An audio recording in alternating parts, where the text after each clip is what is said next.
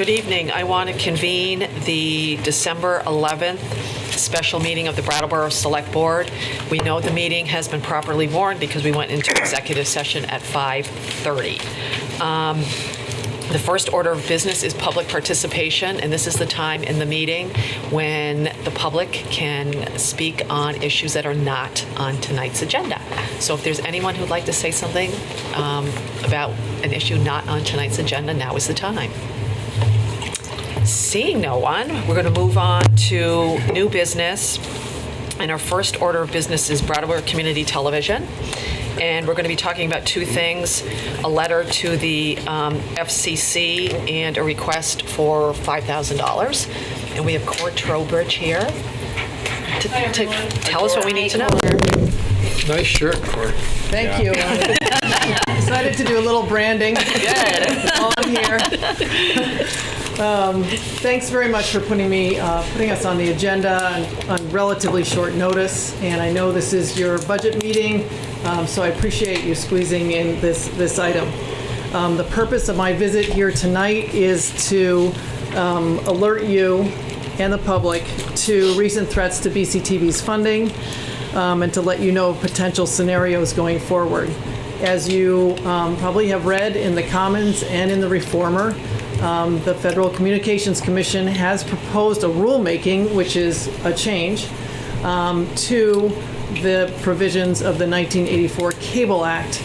And some people may not realize that the way that BCTV and all public access stations are funded is through a 5% pass-through fee from local cable subscribers to pay for the operations at the station. So under Vermont law and federal law, the cable operators are required to pass through that funding to fund this resource. The other part of that agreement, and this is where it gets a little bit arcane, is that there are in-kind services that are part of the agreement that BCTV signs with the cable company, but that comes passed through down through federal law that says the cable companies also provide what's called in-kind services, such as the bandwidth on their channel, such as connecting this building to the Hinsdale head end, things like that. And the proposed rule would allow cable companies to assign a value to those in-kind services and then deduct that value, whatever they put it at, from the amount that they are owed to pay to operate the station.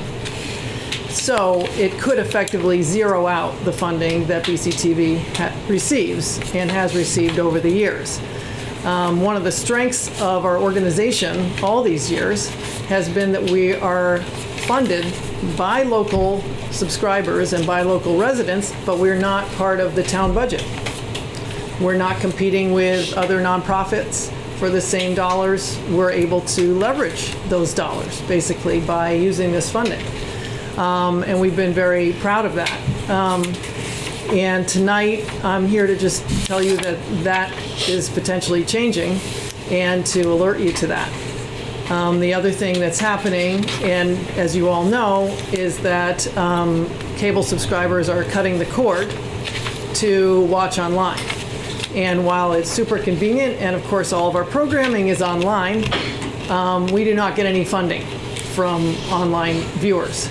So in some ways there's a squeeze on our funding, and then there's a potential cliff on the funding. One of the requests that I had for the Select Board is to submit a letter to the FCC opposing this change by the end of the day on Friday, 11:59 p.m. And so I'm here to answer any questions about that request. The other thing that we wanted to do was submit a funding request to the town, and we are using the same rate across in all of the towns that we are served, and that is a rate of 85 cents per person. In Brattleboro's case, because Brattleboro already pays us a certain amount, about $3,000, to cover meetings over and above the select board and the town meeting. We deducted that from the rate that we would be requesting, the $9,000 we would have requested at that rate. We also wanted to acknowledge that Brattleboro provides us with extremely affordable rent here in the Municipal Center. So we deducted some more funds for that and came up with a figure of $5,000 that we are requesting. I know it's sort of late in the budget period, but these were unforeseen circumstances. This is an amount that helps defray to offset the decline in cable revenues that we've seen from cord cutting. I can't sit here and tell you what's going to happen with the FCC exactly. So we can't make a request that foresees everything in the future, but this will make it so that we can reliably provide service in the upcoming year. Our history with the town is really quite remarkable. In 1975, town manager Corwin Elwell put together a town committee, and committee members including David Califf, David Chase, Larry Smith, Maris Eggert Morrison, and Ira Wilner, among some. And Brattleboro was the first in Vermont to establish a public access station and was way ahead of much of the country in wanting to take advantage of this technology for governmental transparency. It was to put this meeting on the air that Brattleboro Community Television was established. And the residents felt that was very important at the time, and there were some very lean years until this Cable Act was passed in 1984, which established this funding. And then through various cable subscribers and contracts, we carried on until now. And BCTV in its current condition has been healthy as an organization. We've won multiple awards for overall excellence on a national level. We've enjoyed the support, the participation of a ton of Brattleboro residents, and the great majority of our members are Brattleboro residents and our producers. So we do have a special relationship with this town, and I'm here tonight to answer any questions that you have, and also to respond to put forward these requests. Thank you. First, we do have a letter in front of us that was pretty much written by Core with some additions that I put in. So we do have a draft letter to look at. And we have the request for money. So I don't know if people want to ask Core questions right now. And I wanted to ask Peter a question. yeah. Well, first off, I would, except can't say this and then make a motion, I would move this right now, but I would like to add to whatever motion, if it's a doable thing, that we ask you to contact the League of Cities and Towns and ask them to distribute this to their membership as well. There are only a couple days left. Sure. But still, it can be done electronically, and town managers all over the state can do it after lunch. Sure. I don't even know if we have to put that in a motion. Yeah, What's that? I'll just take I care don't of even it. think we have to put that in a motion. Great. Great. Does anyone else on the board have questions? No, I I have, have a question. I do, yeah. I'll refrain on going on and on about how great BCTV is, because I've done it a little bit last meeting and I talk about it at every Yeah. opportunity. But I've a lot of support, I think, coming from this board that you're going to see. And I think that both this letter and the contribution would send a strong message of support.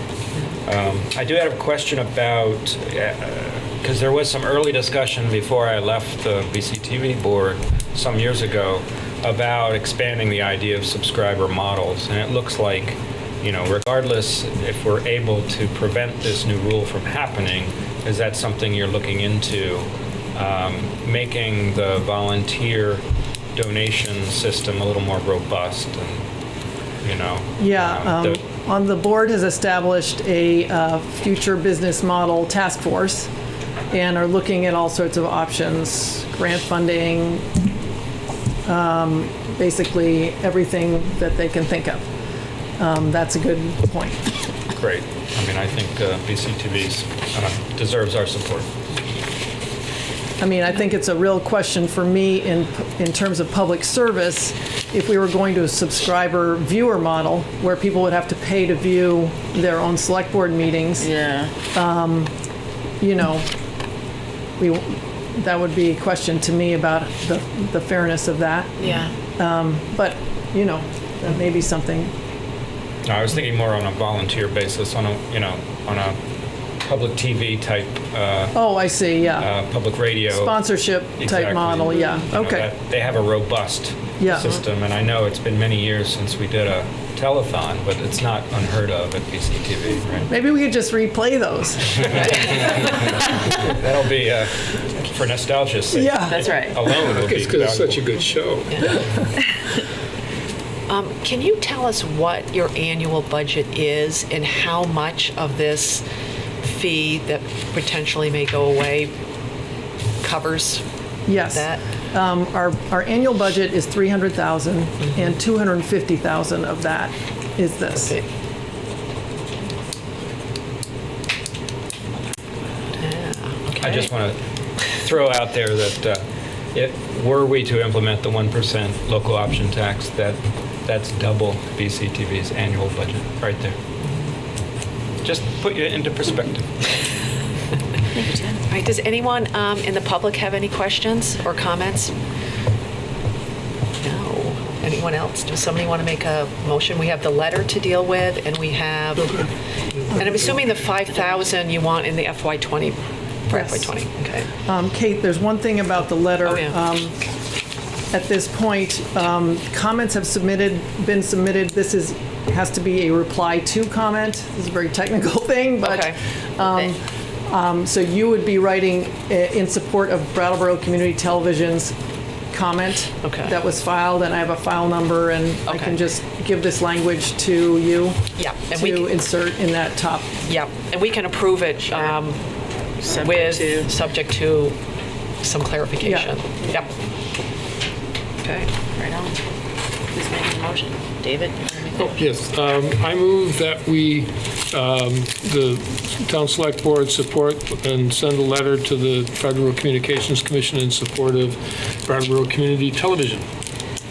We have a motion for the Brattleboro Select Board to send a letter to the Federal Communications Commission in support of Brattleboro Community Television, subject to the corrections that CORE is going to give us. All those in favor, please say aye. Aye. Anyone opposed? Motion carries 5-0. And also, just for clarification, I think we want to list our names on this letter individually. Makes it more powerful. Okay. And then do we have to do the second? Do we make a motion now for the 5,000, or, At your discretion. yeah, what would someone like to Feels do? urgent. I don't know if I, This will go in the FY20 budget. so are we making a motion to submit it to town meeting, or are we making a motion to approve it as we stand here tonight? I think Brandy's question is a good one. Are we including this as a separate item for town meeting, or are we going to include it in our budget? What would the town manager recommend? Can we do it either way? You can do it either way. Okay. It feels urgent. Where would we put it in the budget?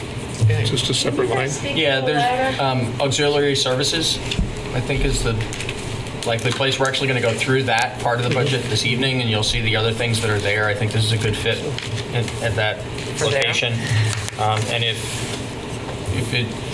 if you want to declare your intent now, you can. If you want to work through this with the other budget matters that we're going to be talking about tonight and resolving over the next few weeks, then that's really at the discretion of the board. If I'm approving it tonight. So basically, we can say we're going to put it in right now, and then you'll work it in? Yes. Yeah. So, if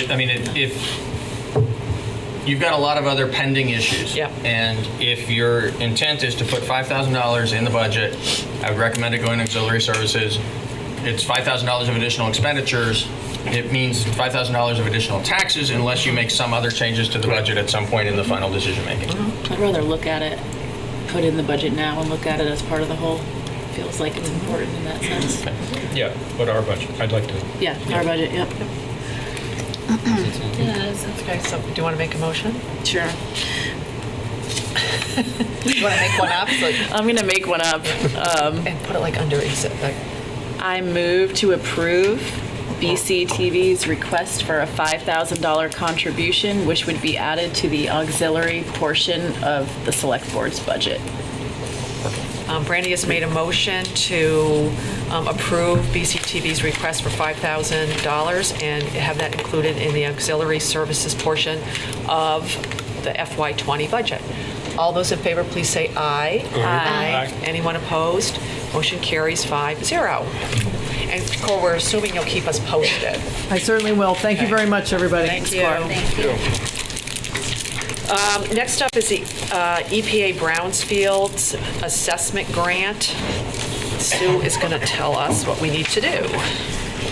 Hi, I'm Sue Fillion, the Planning Director. Thanks for putting me on as well. I have a deadline that I'm working with, so if you support this, that's why it's on. I'm squeezed in tonight. In 2015, we received EPA Brownfields funds. We had $200,000 for hazardous assessment and $200,000 for our petroleum program. We have not been successful in spending our petroleum funds.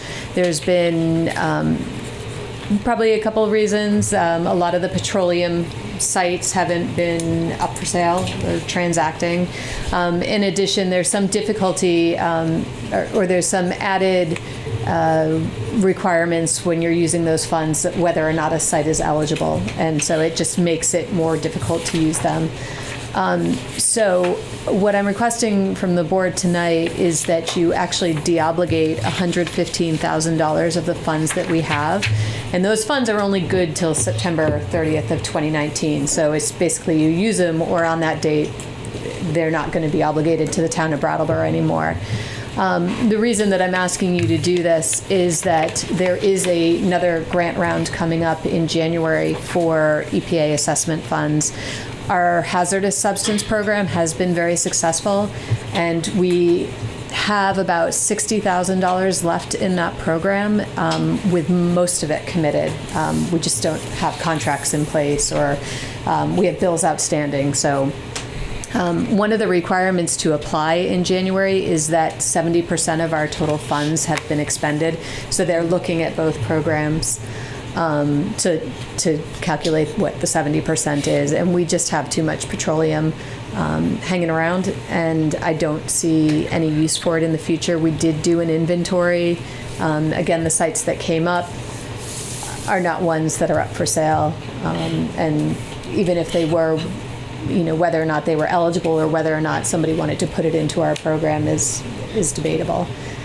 So I think that the town would benefit from applying for more hazardous substance funds. And the money goes back to the EPA. Yeah, it's obligated to the town right now. It's not like, yes, it would go back to the EPA. Yeah, and it makes it easier for us to apply for other things, if we're not just holding on to this other money. Actually Yes. makes it possible Yes. for us to Yeah, apply that's for what I those mean. other funds, Yeah. which are the ones that we actually have been able to put to good use here in Brattleboro. Yep. Yes. Does anybody have any questions on the board? I do. It sounds like a great idea. I'm just curious, that figure remaining 49,961, how did you arrive at that exactly? It was, it's under, it means that we've spent more than 70%, but it kind of left enough in there. Thank you for pointing that out, because we're not totally getting rid of the program. So if a site comes in, we would have $49,961.63 left, where we could do assessment on behalf of a site. It was just kind of playing with the numbers. I didn't want to be right at 70%. I think that puts us at 80% of our funds are expended. So, Strategic. Good. yeah. Does anyone else have any questions? Anyone in the public have any questions about de-obligating the petroleum money? Seeing none, would someone like to make a motion? Would someone like to make a motion to deregulate de-obligate $115,000 from the EPA Petroleum Assessment Funding? I'll do it. I'd like to make a motion to de-obligate $115,000 from the EPA Petroleum Assessment Funding. We have a motion to de-obligate the EPA assessment funding. All those in favor, please say aye. Aye. Aye. Anyone opposed? Motion carries 5-0. Thank you, Sue. Thanks, Sue. Thank you. Next up, we're going to go through our FY '20 proposed budget. We have a list of items that are still kind of hanging out there one way or another. And first up, we're going to have a presentation by Tom Franks, who is going to talk to us about his proposal for a sustainability officer. Thank you for your time this evening. Had this right before, but when I disconnected to get out of the way, I seem to have. There we go. Let's try this.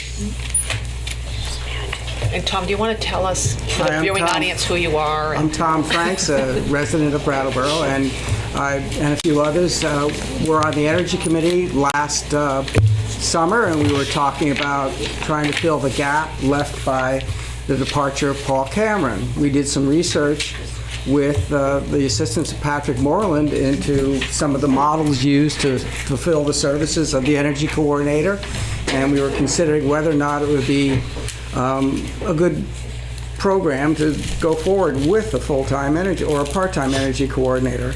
The result of that effort, joint result, was a memo drafted by town management, delivered to the select board on 10/11/2017. There's some key points to this memo.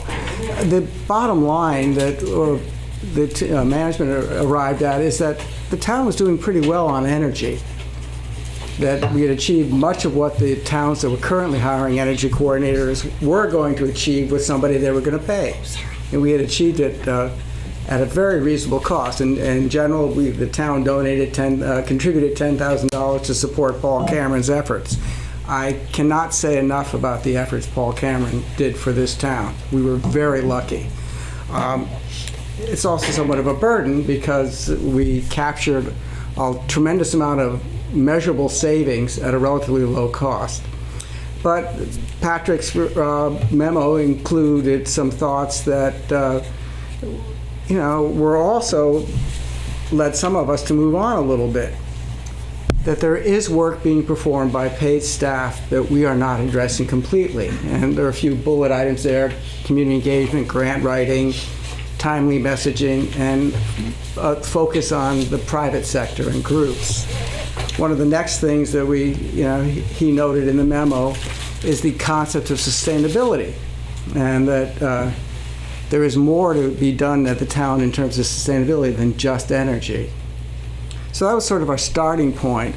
Some of us at the Energy Committee and a few volunteers who were on the Energy Committee and later not on it, and some other people thought, well, the sustainability seems like a really good idea. Why don't we look into it? And we started talking about it, soliciting support in a very quiet and leisurely way. We informed the select board and almost everybody else in town we could think of that we were up to it, including town management, before we even went out to the public.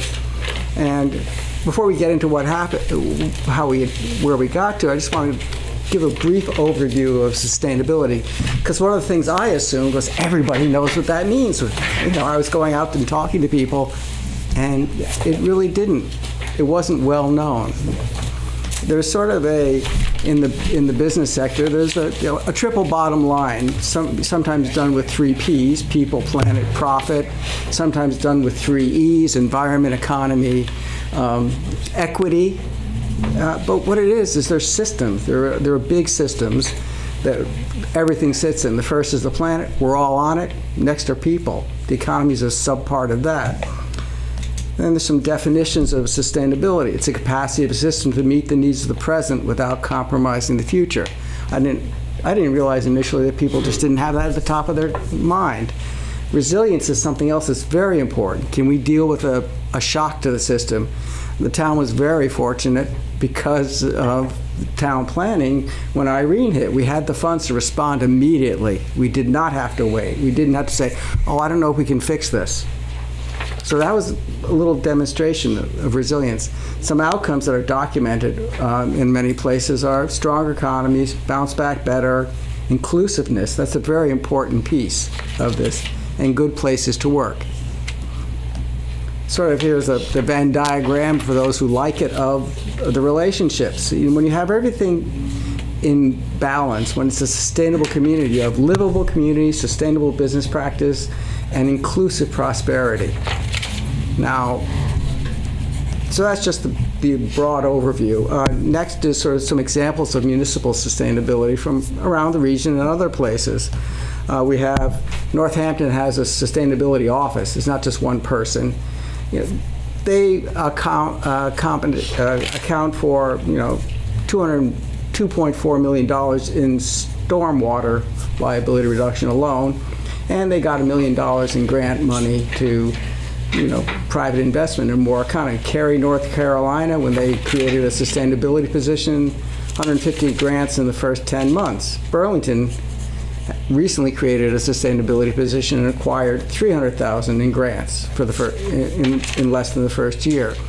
One of the challenges of sustainability is to say it's not widely monetized. Energy is widely monetized. You save a kilowatt, and you may argue about how much it costs, but you're going to get a number and live with it. And that's an old tradition. It's been going on for decades. Monetizing things like increased equity, that's really hard, and we haven't made the effort.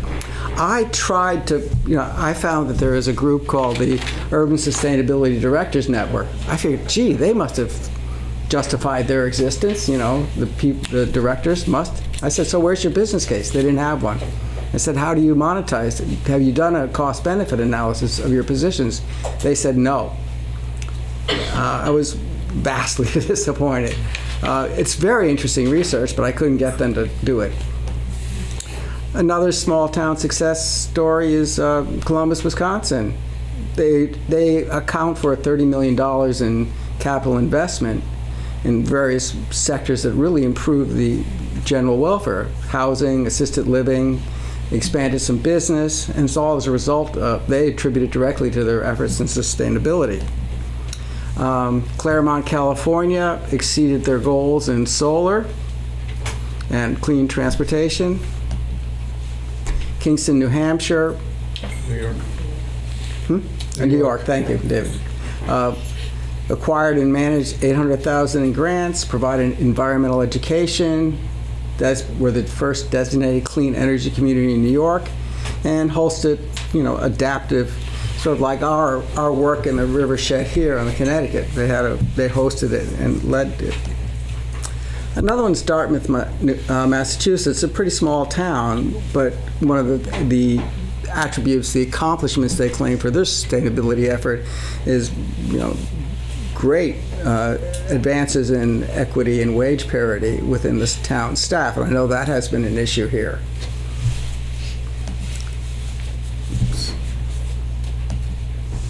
So just some big pictures. When we started this effort, one of the things that attracted Patrick's and our attention was the STAR community objective system. It has recently changed and merged with the LEED energy system for communities, but the matrix has a lot of different sectors, and my bet was that no matter what organization or what your interests are, you can probably find one or two boxes here that you care about. Now, not everybody with every interest is going to get all of their needs checked off by one person hired by the town of Brattleboro. But if we don't start, I think it's going to be a lot harder to get any of them checked off. The town plan is a great plan, and I actually spent some time with it. And I can't say I read the whole thing, but it does cover a lot of the objectives of sustainability. This I just sort of cut and pasted from the plan, so I apologize for the graphic quality. But you see things that all relate to quality of life. If the economy's not healthy, you don't have a good quality of life. If the environment's not healthy, you don't have a good quality of life. If there isn't social equity, If there isn't justice, you don't have good quality of life. And our town plan is committed to it. Our town plan has 12 policy chapters, and they summarize 131 specific actions. If you look at this accounting, we have the Planning Commission, the Planning Services Department, and the Select Board responsible for over 100. I know they're busy. I know you're all good. I have the highest respect for our town management and our representative government. But there's a lot on your plate. And how much attention can anyone pay to any one thing? So that kind of, the questions that I'd like to raise tonight are back on that previous table. Do the lead responsibility really have the bandwidth and expertise to make progress on all the goals in the plan? Who is or will collect and analyze progress metrics towards all these 131 goals? And what about some of the things that aren't in the plan? We have panhandling, homelessness, addiction, big issues in the newspaper on a regular basis. We have equity, diversity, social and economic justice that we all care about and we hear about a lot. And we want to do something about it. It's clear our community wants to do something about it. It's just been a little hard to get to it. And then we have demographic shifts, speaking as a graybeard. So why have it, what would the Brattleboro, I'm not here to tell you who the Brattleboro Sustainability Coordinator is, how they're going to work, but I can tell you, if I can click, there we go, a little bit about what they would do. They would have some responsibility for balancing and social and equity and environmental and local economic needs. Now, our town, I am, as a representative town meeting member and having met with many of our town management as part of the Energy Committee, I know our department staff are great. They do great work. They think about this. They're thinking about, for example, energy efficiency. But they have a lot to think about. This person would coordinate the efforts of municipal and business and non-governmental organizations. And here I want to pass it off to Chloe for a minute just to talk about, if you'd come up. Sure. This is Chloe Leary from the Winston Prouty Center. She's going to talk about something that's useful in her. So what really excited me about hearing about this from Tom was how it aligns with something that we in the nonprofit world in our community, and we didn't make it up, but talk about collective impact. So this model is a holistic approach, and it aligns with this framework of collective impact is about a common agenda, shared metrics, mutually reinforcing activities, constant communication, and then there's something called a backbone function. And this is the critical piece of collaborative action. If we want to get traction on some of these cross-sector, really complex social issues, what we talk about in my world is how are we going to collaborate, what piece do I own, and then how are we going to move forward. And this kind of position, whatever it looks like, is the glue that can help all of us working on it keep rowing in the same direction. So I just wanted to offer that this model aligns with what's happening in other parts of human services, at least, or nonprofit world, that are trying to get some traction on things like, you think about the number of kids in custody. That is no one person's problem. It is all of our problems. How are we going to address that? It's not family services. It's not. So this kind of model actually can touch and hold and keep moving and bring all the people together to move it forward. So that's what's really exciting about it to me. Thank you, Chloe. You're welcome. Thank you, Chloe. One of the other functions of this position, as I would recommend it, not demand or define, and something that's very useful, is to be a little bit of research, to develop evidence-based recommendations. Look around. Not all department heads have the time to really look outside what they have to deal with today and for the next budget cycle. What's going on? Monitor and report on sustainability efforts. If you're not measuring it, how do you know how you're doing and and grant acquisition.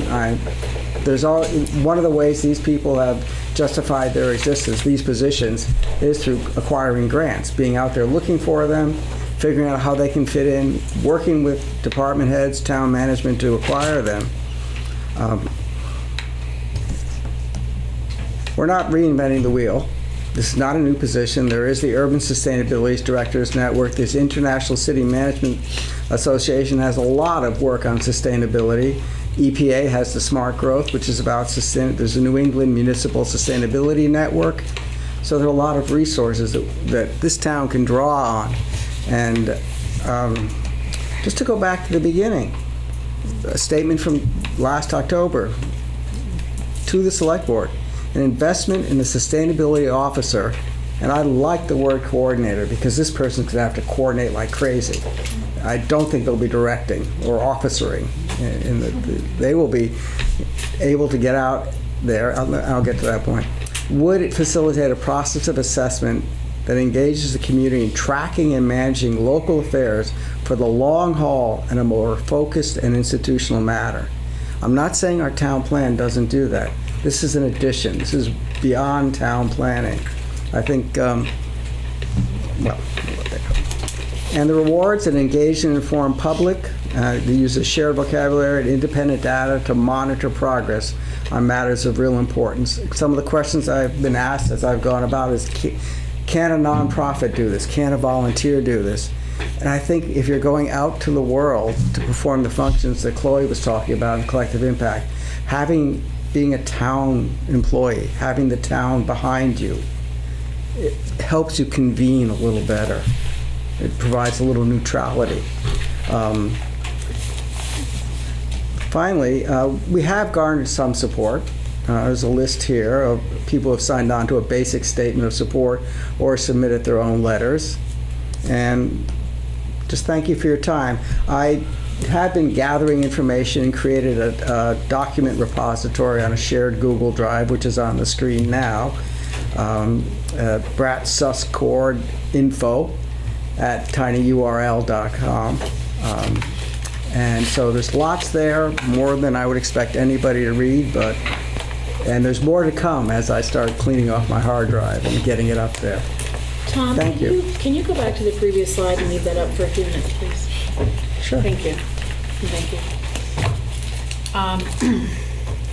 Thanks, Tom. Is You're there welcome. anybody on the board that have any questions or comments for Tom?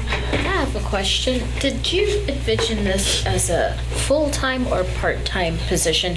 And what is the salary range? Because, well, especially when it comes to part-time work, we all know, like, you're doing 20 hours, but you're really working 40 hours and being paid for, like, maybe 15 hours. So I'm just curious, what did you envision? I did not envision this. I don't have a perspective on that.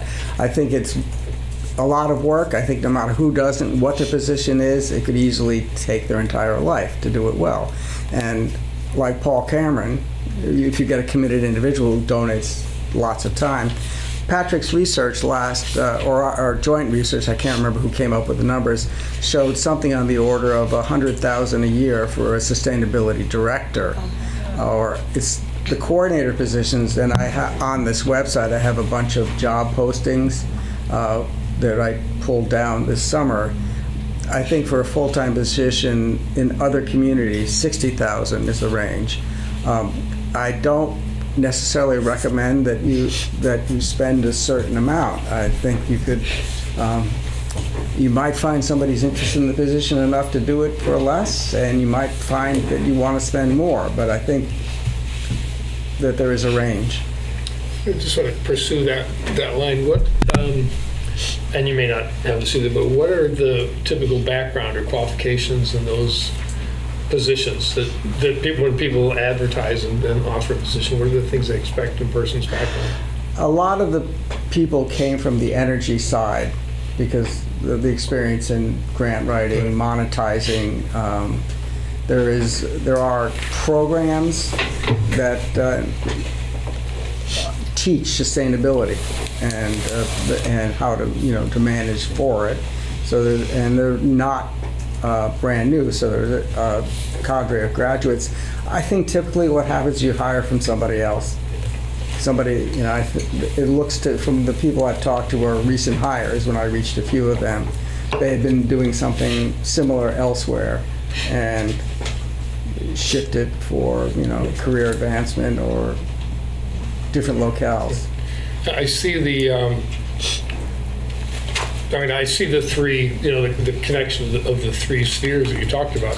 I think the one that is most pressing in Brattleboro is the social one. At least from my perspective, those are the things that stood out in the presentation. Those are the places that, and the biggest one was community engagement, which is something we talk about all the time, but really don't do much about. And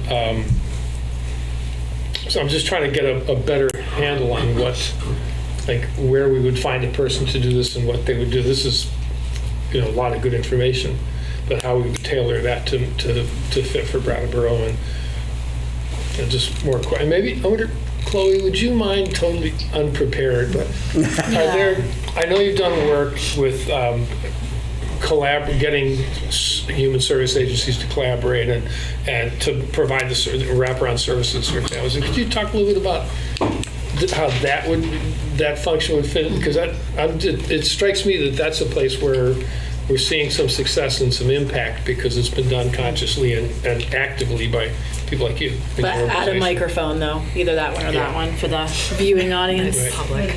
Thank you. So I think what happens is we end up in our silos. And so we're trying this kind of position and I like what Tom said about town level, a nonprofit could do this, but there are certain entities that can set a neutral table and can bridge even between coalitions. So I might have my Child Care Counts coalition and somebody else might have their coalition, but this person will know about all the coalitions and then be able to sort of take the thread and help it weave together, depending on what the priorities are. I mean, there's a lot going on. We're not going to get to everything, but I think that, again, that what the collective impact model calls backbone organization or backbone function is that glue that can help it, so that we don't end up having 5 different groups doing the same thing and not coming together. It happens in the economic development world too, right? We have BDCC, we have the Downtown Business Alliance, we have the Chamber, we have, right? If I think about how to bring some of those entities together even, I see possibilities there. So I don't know if I answered your question, but that's the vision I see. Yeah, because that idea or that backbone function, that's what I needed, was some concept like that. Because we've been talking a little bit, we've begun the process of talking about the range of needs in the area of housing. And what I had been thinking about was that the town might be able to provide some sort of function, but we don't have the resources to do that. And we're certainly not going to ask the town manager to take that on.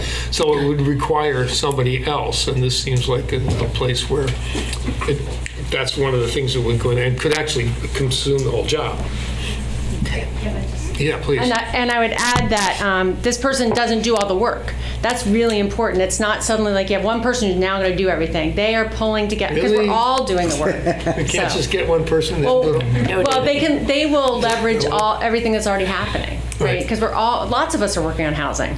So, but we need help sort of moving forward or going in the same direction sometimes. So, so I think that's exactly right. That's the possibility. Great, thank you. I have some clarifying questions. So when I first heard about the sustainability officer, and it could be that my ears weren't tuned in properly a year ago and since then as well, I thought about it more related to energy only. This is the first time that I have really heard the possibility of it being more of the holistic health of the community regarding housing, addiction, homelessness, energy, all of that together. Are other towns who have been successful with a sustainability officer using their sustainability officer in that same holistic way, or are towns more focused on energy so far with their officers? If they have an energy position, it's energy focused. Some towns have energy position, and on their websites, you go to sustainability, and the person who's there is the energy coordinator. Got or it. Something like That's that. what I wondered. Many towns that are working on a different model, a longer term, broader scale. Sustainability is holistic. This is much more interesting to me, I'll be honest. Not that energy savings is not interesting to me, but when I look at our community as a whole, it's a piece of the pie, and it's much more interesting to me to look at other pieces on my plate as well. So I appreciate you bringing that, and I appreciate you bringing Chloe in. It was Patrick's memo that pointed Yeah.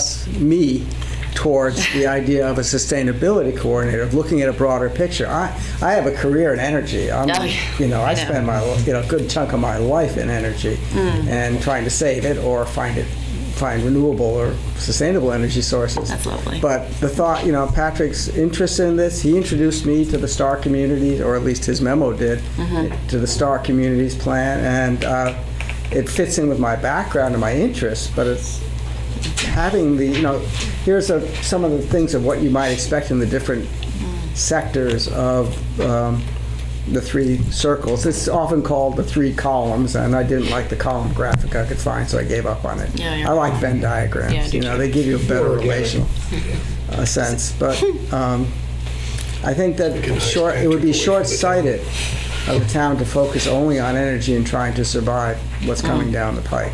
I agree. Thank you for that. Any other questions or comments from the board? One more. Oh, yeah. Have you thought about, in terms of the town structure, where this position would fit? Or fit most? Peter and some of the Energy Committee had some discussions, and I am perfectly open to whatever town man. I am hesitant to direct the select board or any management or the management on how to do their jobs. Because I know you won't take it, for one. And two, I don't approve of that approach. I mean, when you have an executive, you trust your executive. When you have a legislative body, you trust them. My request is for you to really consider it and work with the community and make it happen, but that's up to you. I share that perspective, but you had the headline up there about we're not reinventing the wheel, and I'm just wondering where these things typically occur, what experience or what guidance we can get for that. I did not do an it was hard, volunteer effort, and I did a lot of research because I love researching, but catching people and getting the answers that are really would enable me to make a table. It's pretty fine grained, but a lot of them some of them are in public works, some of them are in the energy. If you have a utility, they're tucked in the utility department because their first goal is to save dollars now. Some are direct town management. Some are, town management level. Some are not. Would you care to share your perspective on this at this point in time, or rather have me do it? In the context in which we were discussing it some months ago, many months ago, which is consistent with what you presented tonight, but you've gone further with your research, so I just want to throw that asterisk on it. I think that if we were to create such a position, the ultimate assignments to this position, our expectations for what this person would do, and where they would reside within the organization would depend on the details of what we were trying to accomplish. But based on the discussions to date, I think the best fit would be as an employee within the planning department, reporting to Sue and broadening our current capacity within the planning department to address this very wide variety of sustainability-related issues and the community engagement piece that is, critical to really making a difference with this. So we see a lot to like about it. I guess I'm about to be a wet blanket. We did a year ago. You've referred, and it's gracious of you to cite Patrick's report from a year ago as the source that got the energy going into this conversation and into the additional work that you've done now over this past year upon it. And I feel very much that way. I think it was a really nice piece of work a year ago that framed for us the successes we've had as a community in the energy efficiency area. We're not done. We have more work to do, especially outside of town government, but even still within town government. But it's in that broader definition of sustainability where there is so much we could do. And we're really excited about the potential of that, but concerned about our limitations in the ability to pay, to hire the person, to get the work going. We see examples of where places have brought in hundreds of thousands of dollars, and if it turned out that way for us, that'd be fabulous. It's not that's not automatic, and it's something that at some point when we have talked about it enough and rallied around it enough and defined it well enough, we'll have to be willing to commit the startup funds necessary from our own wherewithal to launch it. And our challenge this year is that we're looking at a budget which has a jump in taxes that is out of our control. And that is coming after last year where we jumped taxes, which was well within our control, and we made choices, and town meeting made choices. And so we're balancing that and how that looks 2 years in a row. And that would be a very large thing that we need to think about this year. It's also the way it was presented tonight, with a larger focus on the social sphere, it really fits into a lot of what we're hearing in terms of what the community needs, what the community is asking for. Did you have a goal? Like, did you want us to warn this for a town meeting and have people talk about it, or maybe have a vote on it, or anything like Well, that? given my druthers, you just put it in your budget. Well, yeah. And that would, if we, I think No, if to we... steal. Well, no, let me finish, or say more, because my thinking was immediately that maybe that you, and I know there are other people in the room that have worked on this with you, might sit down with Patrick and try, and Sue too, obviously, for obvious reasons, and figure out some sort of a job description and a little more concrete idea about how this might work before the end of January, so that we might include it in the budget, or if not, warn it for the meeting. But I don't know if that's enough time to get that much of a handle on it. But I'm also really hesitant to say, yeah, we got hammered by healthcare this year, so come back next year, because there's no reason to think we're not going to get hammered by healthcare next year. And all these problems aren't going to get smaller, they're going to get bigger. And they're going to demand more, and they're going to require more police and fire and municipal services and investment to ameliorate the damages. So, and never mind the threat of things that we can't even anticipate, which is, so anyway, that's my 2 cents.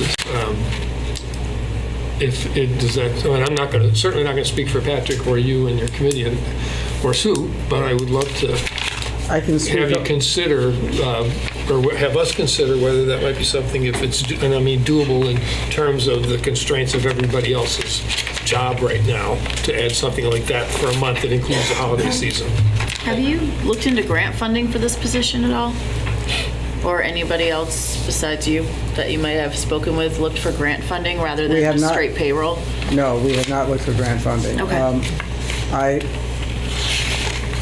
have not done that. I've been Right. trying to get my handle on the position. Right on. I can speak only for myself, and I'm willing to commit the time to, if I understood correctly, work on a job description, and kind of what would happen, first task order for this position, and perhaps even, I can see that it might be in the best interest of the town to do a ramp up as opposed to start hard and with a full-time position. There are other ways to start the work. There's a lot of work that we could do at a preliminary basis that might determine whether the community is really interested in investing in this before committing to a full-time person.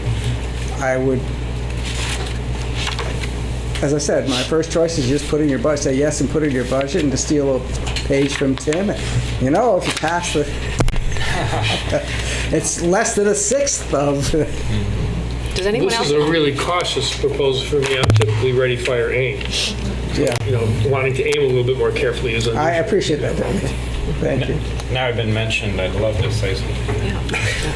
I don't want to be I'll let Peter be the wet blanket, but I'll be the slightly damp blanket.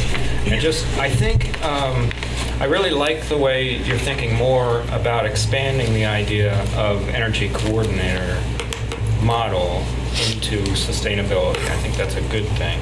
I think my word of caution and my wariness comes from the way it was presented tonight might be a little too big for such a position.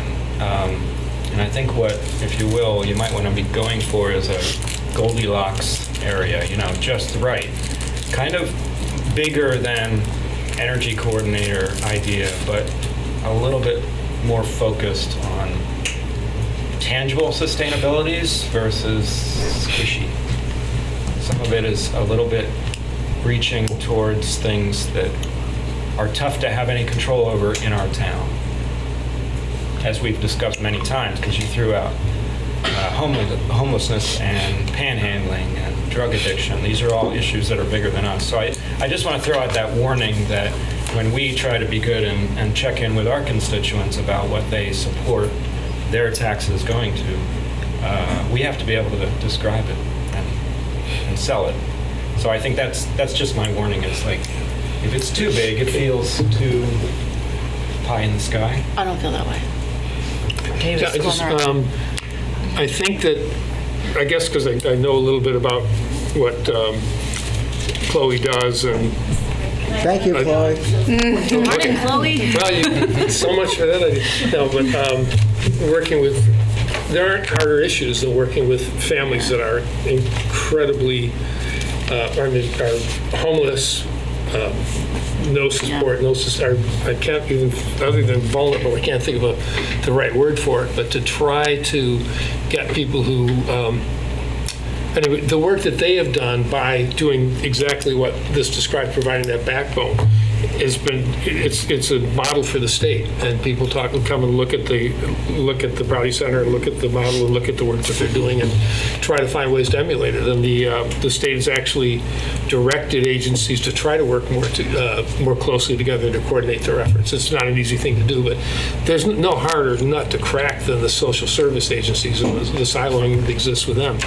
And they've been successful in doing it. So, I mean, that's a really hard one, and they were able to do that. I think that one of the advantages that I hadn't thought about before, but is much more meaningful to me nowadays, is the community engagement part of it, which is, without that, you can't really know which of the problems you need to address most immediately and most directly in order to be able to prioritize. But clearly, all the things that are laid out there is, it's a global approach. That wouldn't be the way anybody would. You wouldn't try to attack it in that really broad manner, but really focus on some of the things that are really that we've heard about, and obviously the problem of homelessness and poverty and panhandling and all of that is really significant in the community. I wouldn't narrow the topics down necessarily myself. What I would say is you lay out the topics, whether they're pie in the sky or not, but then you take bite-sized pieces out of it that when you're writing up the logistics and the procedures for the position, you would be a little more reasonable or rational about what you might want to address. But the topics, I think the overarching theme should be the same as what were laid out, because squishy or not, those are the real themes in the town. It would feel hollow to say, well, because I don't, and I'm not saying you're saying this, it would feel hollow for me to say, well, I'm not sure how to tangibly discuss, the metrics of success with addressing homelessness, so I'd rather stick with kilowatts. That would feel hollow to me, so I would definitely task us with keeping with the big themes, but if we were, and I'm just saying if, to consider a position like this, taking more bite-sized pieces out of the actual expectations of the position, but still within that framework. Well, if I were to piggyback what Brandy's saying, what sounded attractive to me, the thing that I always think about is looking at that town plan and accountability and measurement and metrics, and because I've seen the town plan in different iterations, there's a way that one could the eyes glaze over, and you're like, looks like the same goals. Guess we're meeting those goals, and then you see the same town plan, and it would be great. What's attractive to me about this position is not only the opportunity to get out of the silos and reach across sectors, but also the potential for measuring what's in that, like what's outlined in that town plan, and that we'd come back each time and wonder if some things should be moved up in priority, or do they get taken off because, maybe they've been just abandoned for 10 years or whatever is going on. That is what jumps out and what's attractive to me about that. Like, it would be almost an accountability or a collective impact position. Like, that would be great if we could figure out a way for how it would work in a town budget situation eventually. I wonder if, I don't know if it's fair or not, like a but town if we meeting. could ask you to kind of, I think what Tim kind of summed it up, really, in terms of like if it could be more concrete or more specific. I wonder if you could, in the next couple of weeks, got nothing else to do, try to maybe come back with something that would be in the form of a proposal that we could consider, and and maybe a ramping up or an initial approach or starting, or is that just too much to ask? As I've already committed to that. I am hesitant to do it alone. I would rather, Well, I'll volunteer all those people sitting back there. oh, no, I was going to volunteer Peter. Well, can we, Nope, town staff, we can't spare. no, but I mean, I'm glad to do it. I could, you know, May I? Yes. Yeah, please. I know you. yeah, go ahead. Yeah. You sure? Yeah, Okay. yeah, then I can say what I want to say. Because on point to that, I think it's both and. If the select board wants this idea to be developed into something that is concrete enough that you could consider funding it, and I think it's, I'm going to say impossible. I was struggling for a word that was short of that. We can't do that job well. First of all, staff needs to be involved in the conversation. It can't be something, I appreciate your concern for our workload. But it can't be something that comes in from the community, handed to you in a form where you can approve it, because your approval would be to say, hand it back to us to implement it. Yeah. It needs to be partnership in the development of it so that we can stand together with those in the community who want to see this happen and say, if we feel like together we can make it happen, here's a way we can implement it within the structure of our town government in a way that we have a confidence it'll be successful, as opposed to something that's just created with high expectations but no structure to it. So that piece of work that would be collaborative and complicated, I just don't believe can happen in the next few weeks.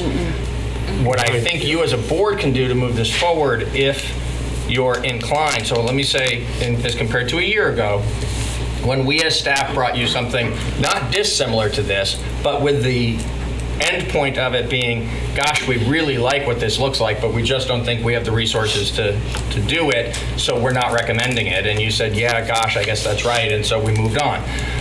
Tom and others picked this up, Tom primarily actually, picked this up and worked with others to add depth to it and bring you what you've got tonight. If this time a majority of you were to still say what we said last year, then we're done for now.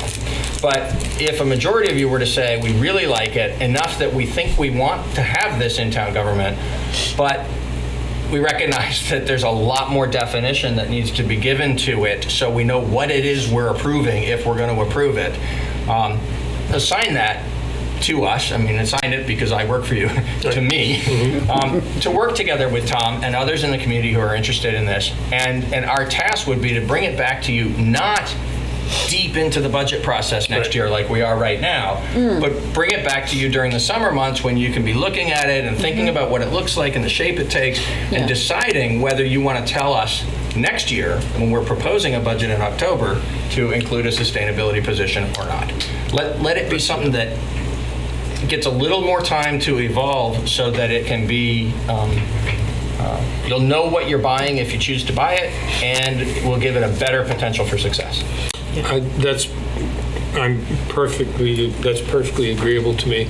And it doesn't, and we're not just saying, great idea, but we don't have the resources, because that we'll never be in a position where we have the resources just laying there. Sure, here's the money.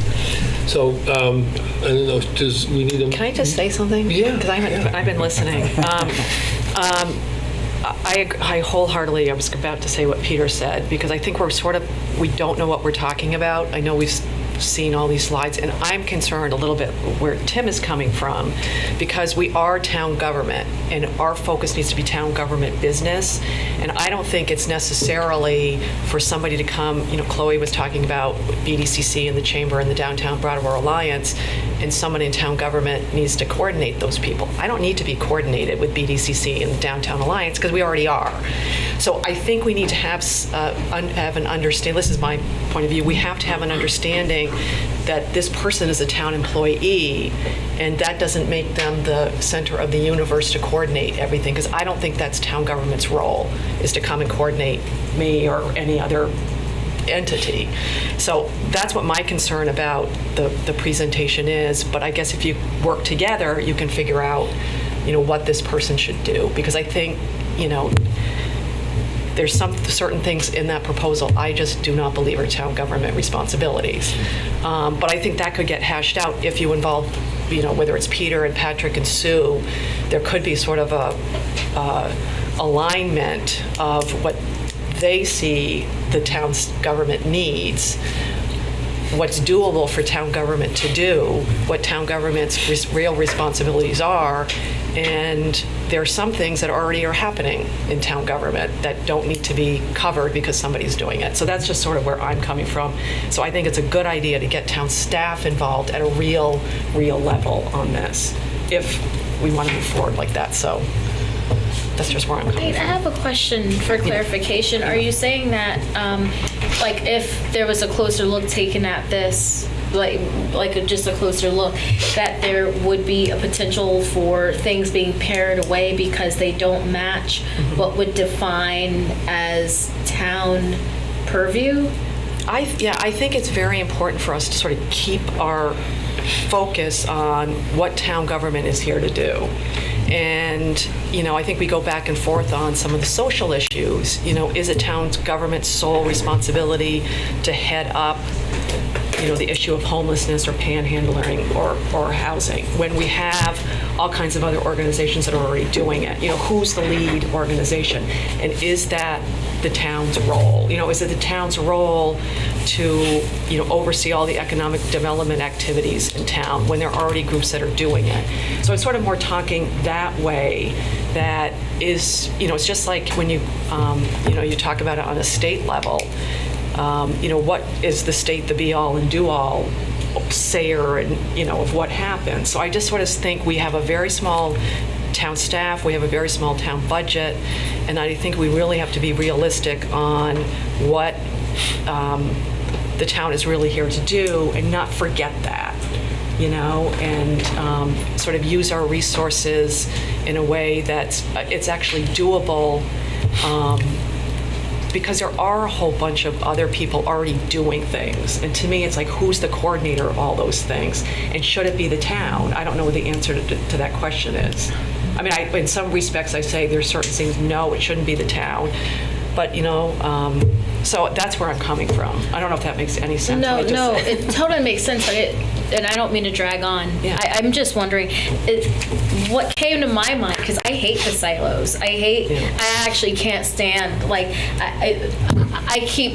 bridge came to mind, that this person could be a bridge, and even if, I wonder if it could be and this is just like fantasy world, right? But you got to drill down, if it started as a position and then eventually it became whatever it was going to be, and this, yes, part of the work was the bridging or working with town government, but then also the role is to then help be a connector.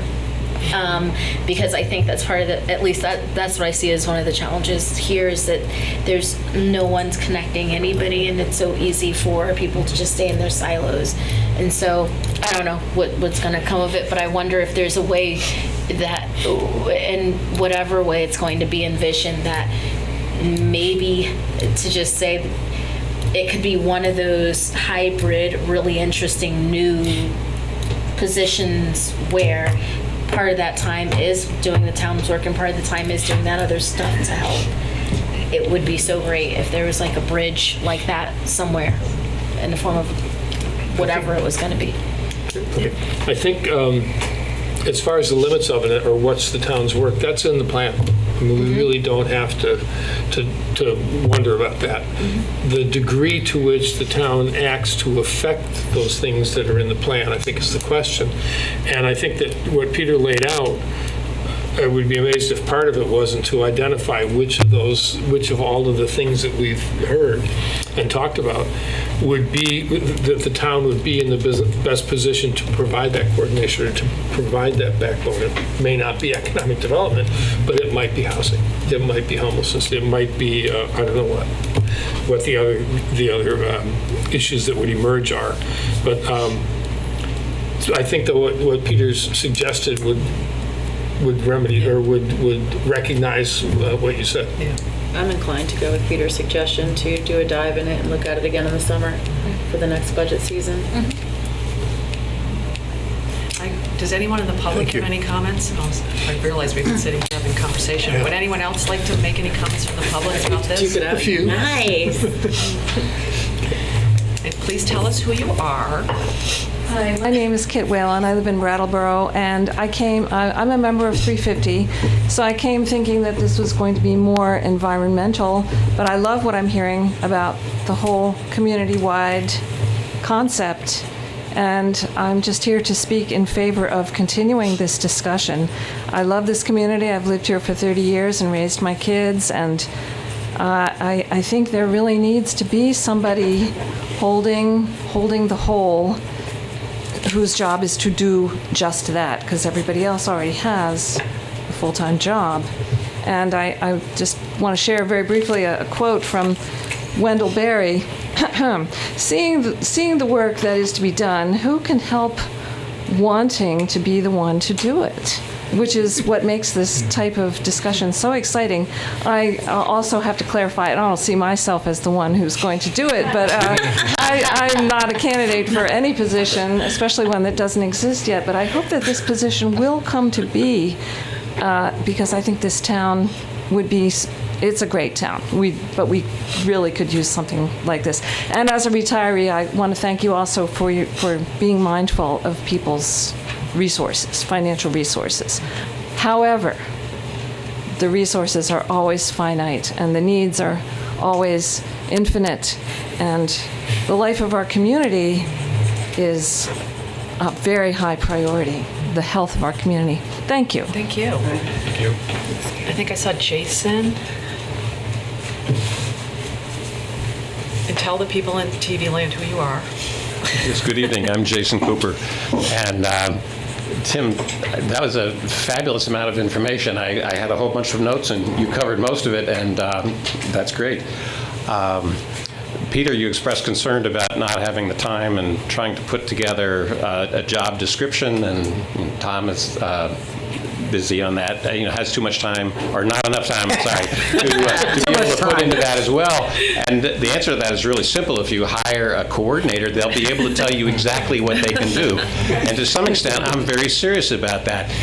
The resources of where you can find people who are already doing this are already out there to define their organizations. There are people who do this job.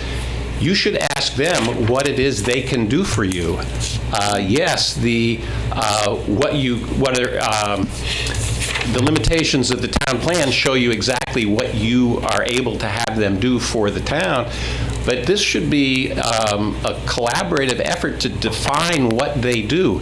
Those people can tell you what they can do for you, and I think it would be a mistake, as Tim, you mentioned trying to narrow down what their scope is. I think that's a mistake. I think you should let them tell you what they can do for you.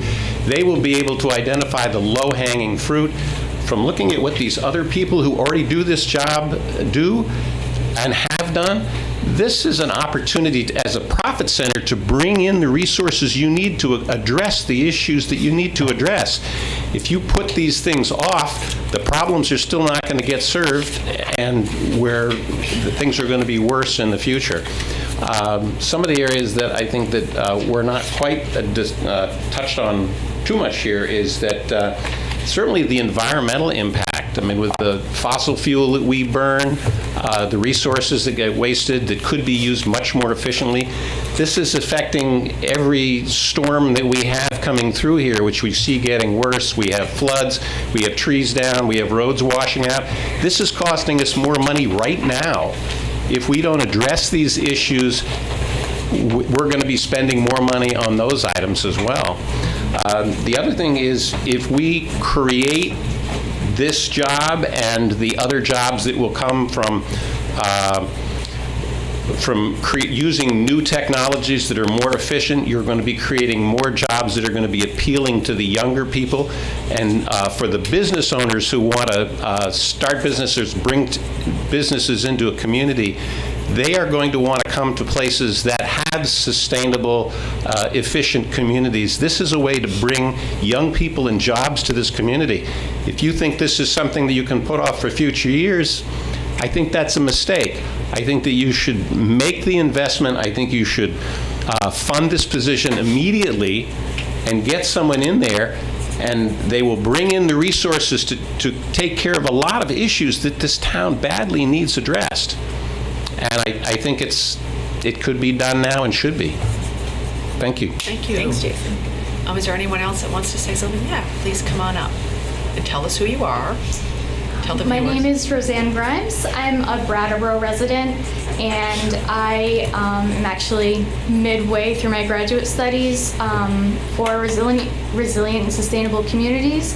And I just wanted to add to the fact that this position would essentially be formed from what the community needs, as many people have mentioned, and that it's really based on like the 3 pillars that Tom was talking about, so the environmental, social, and economic, and that it's,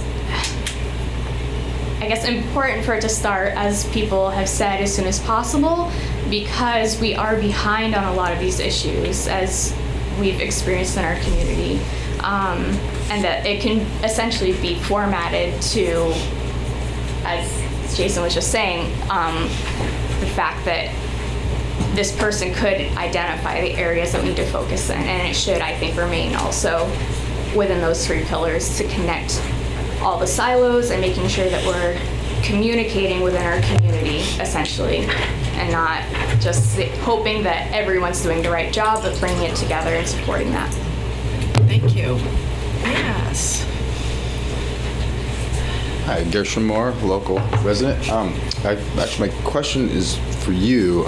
As far as the social inclusion, I'm just a little unclear because there's a lot of things that can go on here in this town, as you know, dealing with like society, all the local people. This one kind of concern I have has to do with dealing with the social inclusion. Would that address some of the issues that have to do with some of the crimes that are harder to look at? That's a question. That's just my question. I just want to know if that. And I'm sorry my answer won't be satisfactory, but that's up to the community to decide. What we have been advocating is that the select board consider creating this position and work with the community to define what they would do. That person would do. Because basically you could hire 40 people and still have things undone. There's a lot to do out in the world. We do the best we can. But I think that having a community process that develops and determines what do we need to address first. That's always the question. We have a long list of things we want to address eventually. And I don't think if one person is hired, no matter how wonderful they are and how talented and how skilled and how hard they work, they're not going to make everybody happy. But we can make progress. I am convinced we can make progress. And if we don't start, we won't make any progress. Thank you. Anyone else in the public have any comments?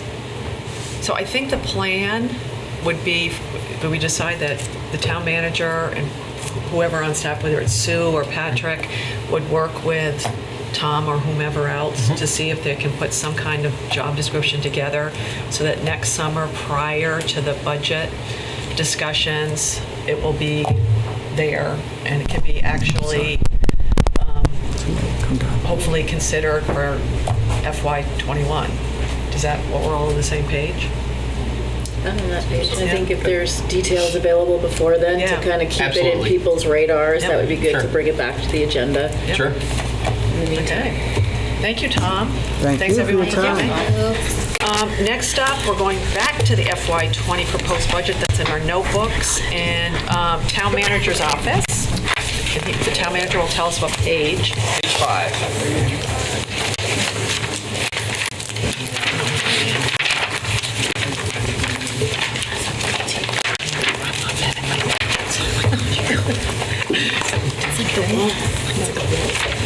So we have a long list of budget sections to go through tonight. We've been through in the prior nights of these budget meetings larger departmental budgets.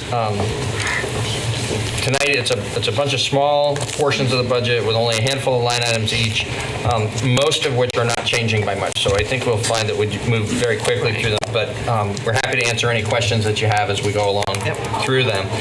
Beginning on page 5 with the town manager's office, you can see that the only thing that's changing there is the compensation for the 3 of us who work in the town manager's office. Actually, 4, counting the HR position that we were not successful in filling this fall, but we will be advertising again in the new year. So, so there's 4 employees here. Everything is level funded. The vast majority of everything but the salaries are level funded, and the vast majority of the cost in the town manager's office is in the personnel. Anyone have any questions about town manager's office? I don't. Okay. We'll just go through until somebody. Sure. So the finance department is next, and it's exactly the same situation, except that there's a reduction in the cost of the payroll services because of an automated payroll system that we're implementing. So we're going to save money and have a better payroll system. We're almost completely finished. We've been working on that for months, and we're almost completely finished with implementing that now. John is here and can answer any questions you might have, but it's otherwise exactly the same explanation I just offered for the town manager's office. And there's nothing, I keep looking at revenue too, just to look. Yeah, if you want to go back to But there's nothing, there's the, only revenue under the finance department is the business licenses. Am I looking at something wrong? Nope, you're looking at 50,000, we're just level funding that. Yep. That's correct. Okay. Anybody else have any questions for John? Just because a 202% increase always catches my eye. Yep. It's a relatively small amount, but what explains? We're expecting a retirement. One of our employees is going to retire and expects to have some vacation time as a payout. Okay. Thank you. Any other questions about the finance department? Okay. Town attorney? So the town attorney, we show a proposed 2% increase in the contracted fee for legal services. You'll remember that the arrangement with Bob Fisher is we pay a monthly retainer, and then we get all the service that we need. And so that includes office hours, 2 afternoons a week here at the Municipal Center, and it includes basically an unlimited amount of representation on the various things that we need, developing contracts and at times representing the town in litigation or other disputes. Now, who sets the 2%? You do. Okay. So it's a proposal to increase the current rate by 2% from $106,000 to $108,000.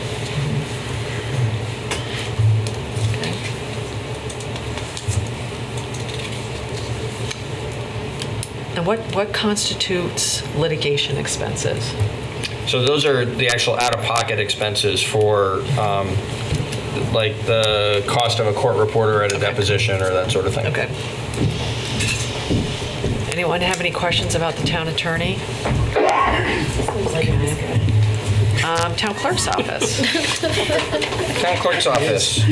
His mom's terrific. There's some variation here that is dependent upon when there are multiple elections in one year versus when there's just one election in the year. And so we've just had the midterm elections. Next year is going to be an off year, if you will, for elections.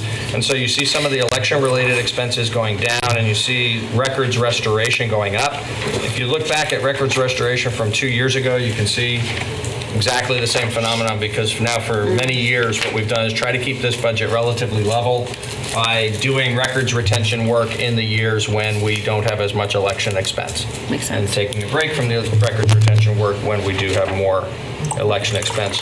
Overall, the proposed increase here is $4,000 on a $177,000 town clerk's office budget.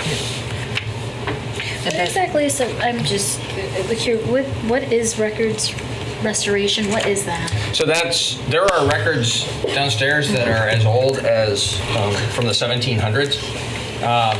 And I don't know, I'm sorry, I can't give a good detailed explanation for exactly how it's determined which records need attention and then the attention that's given to them. Perhaps Patrick has a better explanation. If not, we can get it for you on another night from Hillary. But that's what that money is for, is to ensure that we maintain the historical records of the town in good condition. Huh. And that's something we wouldn't share necessarily with the Historical Society, or is that because it's ours, we maintain it? Right, so there's Okay, actually I got a it. statutory obligation to maintain the official records. So this isn't things like newspaper clippings and other historical artifacts, which the Historical Society does a beautiful job of collecting and archiving and protecting. This is the official records of the town. Got it. Yeah, and the people of the town. Does anyone have other questions about town clerk? No? All right. General services. General services is a longer list. This is sort of a catch-all. Go down the items that are changing. So there's an IT salaries item here. What we're proposing to do there is there's an employee in the library who has really excellent IT skills. He actually came from working in IT as his profession. And he's now doing a broader variety of things in the library. And what we want to do is utilize him 1 day a week as an IT person and 4 days a week in the library. And so this is where the IT portion of his salary would be paid, $7,800. The personnel management expense is primarily for the additional training that we intend to do. So we added money to this account last year. The higher actual year in 2018 was related to contracting expenses for investigative services for a personnel matter. But then we increased the training budget to $15,000 last year. I'm asking that it be increased to $20,000 this year so that we can do more townwide training. The department's budget for their own sort of job-specific training, the kind of technical skills that are needed to maintain, current knowledge and abilities in the various areas that are specific to the different departmental functions. This funding would be for the townwide training, like the anti-harassment training that we did a year ago, and like the implicit bias training that we're planning on doing early in 2019. And we need to have a source of funding so that we can continue to do those sort of broader all-employee trainings. The conferences and memberships is increasing because the dues we owe to the Vermont League of Cities and Towns and related kinds of subscription services are increasing. Computer equipment maintenance is just, you can see that our actual expense for that in 2018 was $60,000, just over that. We had a budget this year of $57,000, and we're just asking that that be increased to what we know to be the actual need, $3,000 increase to $60,000. And software licenses, the same. We just under budgeted for that in the past. We know it's a $10,000 expense. We're asking for $10,000 to be budgeted for. 570. Everything else is either flat or slightly down within general services. Anybody have any questions about general services? I have one. Peter, how does the new IT salary position relate to our IT company that we employ? So, good question. So what we're hoping to do is rely less on the contractor. What we have found now in this new model, we are getting the better level of service that we needed when we made the switch a couple of years ago to actually having a company rather than a individual sole proprietor providing this service to the town. So we have achieved the goal we set out to achieve, but we have found that there's some inefficiencies in having to call a company from out of town to tend to certain relatively more minor things. And we also find that we don't have the expertise in managing that contract that we would like in terms of just being attentive. Patrick and I do it. Patrick does the lion's share of that. And we can monitor it to make sure that something that stands out as an anomaly gets gets addressed, because we asked about it and we learn what's going on with something like that. But as far as sort of the week-to-week, month-to-month interaction and service that we get from that company, we really need somebody with better IT expertise than either of us has to manage that contract. And that's what this person is going to do. They're going to do some things as direct service to their town teammates because they're relatively more simple, and he can do it for free, not quite for free because we're going to pay a salary, but we'd be paying his salary anyway. So this way we're going to redirect and take advantage of his talent to get some IT value, spend less on that contract, and then also hopefully just better manage the contract overall. Sounds smart. Anybody have any more questions? Okay, risk management. So there's a nasty hit We're on page 8. happening here. Yeah, we are on page 8, and the workers' compensation has been a continuing problem. That actually, while we do have a 10% increase and wish that were lower, you're well aware from the conversations we've had in the past about the efforts that we're making to bring workers' comp costs under control. We've changed some of our safety procedures. We're going to work harder at that. And we are much more actively managing workers' comp cases when they happen. So we hope in the longer run to be able to bring that number back down. And it is not the major cause of the increase this year, although it is the larger number. It's also by far the larger base. The big increase this year is our general liability number, and that's a combination of additional facilities being rated and just an overall increase. It's a hardening market in general liability. Most organizations are seeing a larger than normal increase. We see a 22% increase this year because our impact of that hardening market is being compounded by the additional facilities. Any questions?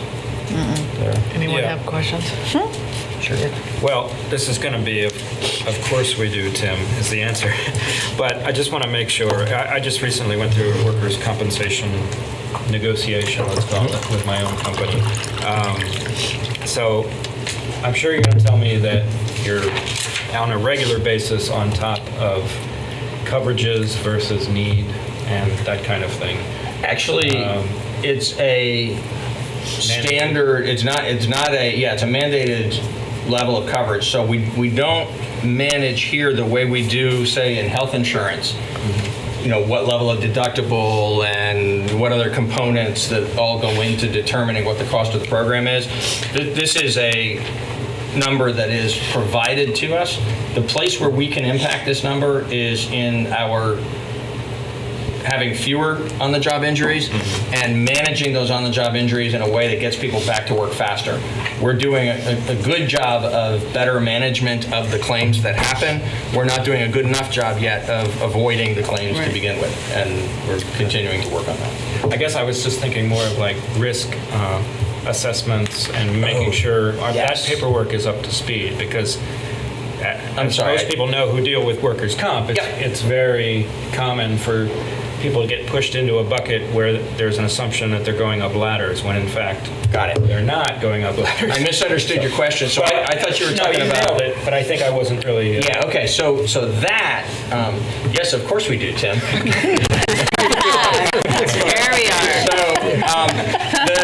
the service that we buy for this significant price it's a portion of the services that are provided by the risk management side of the house at the Vermont League of Cities and Towns, which is called PASIF, the Property and Casualty Intermunicipal Fund.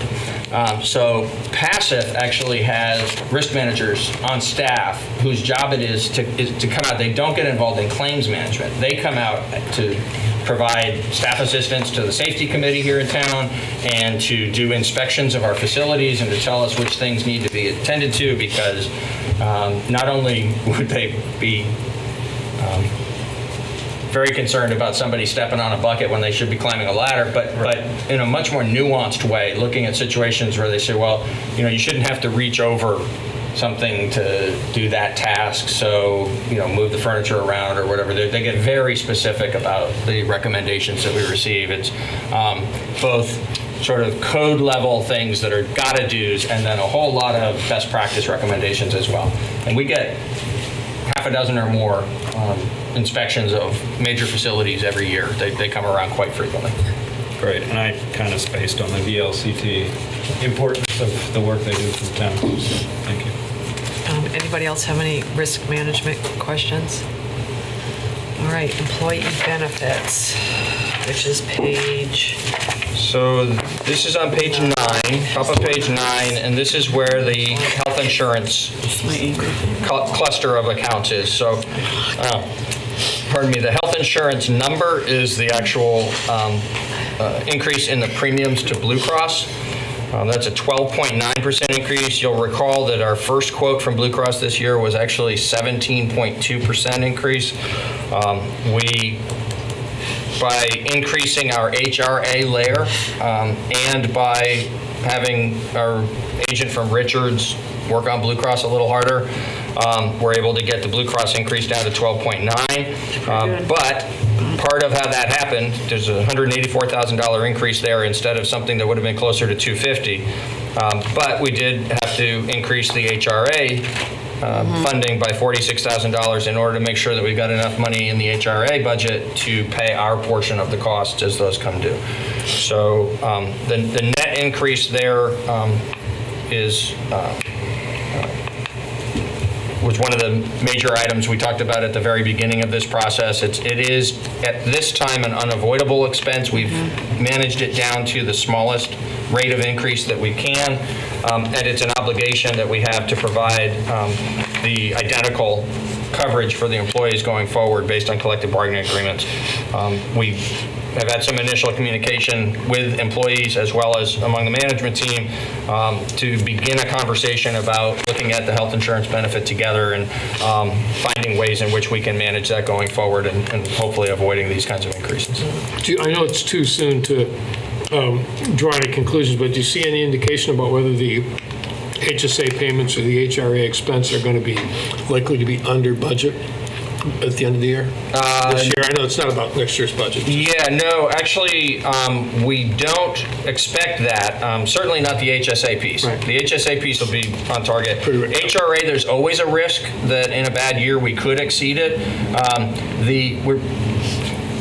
Because the insurance year is a calendar year and our budget year is a fiscal year, we get a little bit of protection against the fiscal year number getting overrun by a bad calendar year because you're hitting two different fiscal years with it. So we are right now finishing a bad calendar year. Our experience has been high. We've had more claims than usual and more large claims than usual, which is what drove the Blue Cross increase. And so there is a potential that in the if we looked at it, and I haven't done this, but I will, if we looked at the last 6 months of the last fiscal year and the first 6 months of this fiscal year, we might find that those 2 6-month periods we exceeded the HRA, but we didn't exceed the HRA in the last fiscal year, and we don't have a reason to believe we will in this year. Yep. I thought, and I'm not sure what, I haven't thought about it or reviewed it to have the understanding I had when we did all this, but there was one part of it that I thought we were investing in but didn't expect to spend it all, which would help keep the premium rate down. Yes. That's the HRA piece, but how that works, some places actually do create a fund and then put more money. They basically fully fund the HRA, and then you don't fully expend the HRA, so then you build up a reserve in that fund, and that protects you against that potential for a bad year. We haven't approached it that way. That takes quite a lot more financial wherewithal on the front end. So what we've done instead is use the actuarial tables that Richards gives us, and then we go a little more conservative than what they give us. So for instance, this is going to be approximate rather than exact. In a recent year, they looked at our HRA exposure and said, your total exposure would be X. You ought to budget 50% of that. We looked at that and we said, okay, we're going to budget 55% of that. Came and explained that to you at the time, and you said, yeah, you liked that. A little bit of conservatism built in there. But when you're budgeting it that way, there is always the chance that in a really bad year, you're actually going to expend 65% instead. But we're not collecting taxes on the 100% because we know we're not going to spend. That's correct. We're not collecting the taxes in order to build up a reserve for it. And we're trying to peg it at a number that we are unlikely to exceed. So we'll have a little bit of play there on the conservative side without it actually building up a reserve. Okay, thanks.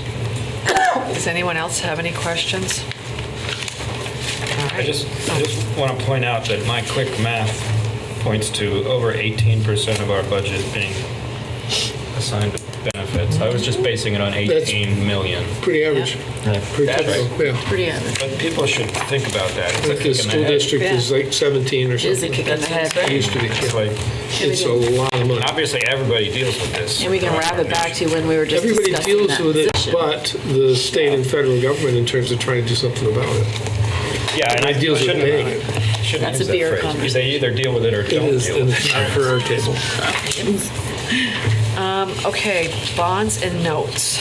This is where you see the changes based on last year's decision to buy the aerial ladder truck for the fire department. So the additional note principal of $50,000 is for that truck. And the additional note interest of the $94.25, the same. And then the accrued interest, that $15,000 reduction, is because, remember, we had interest only last year when we were buying the truck, so it was $15,000 in the budget, and now it doesn't have to be there because we're actually paying off the note. Right. The $13,300 of bond interest, I believe, John, is just another year of paying, and so the principal has gone down, so the interest has gone down. There's no material change in our debt No, this year. that's exactly right. Okay. Anyone have any questions about that? No? All right. Now, human services, I know we have some issues that I think we're going to talk about under other topics. Are those things we're talking Yes, about under other topics? that would be a good place to talk about that. I would say just at this point that it's proposed to be level funded at $146,000, and that's the number that the Human Services Committee has been working with as they've been making their decisions.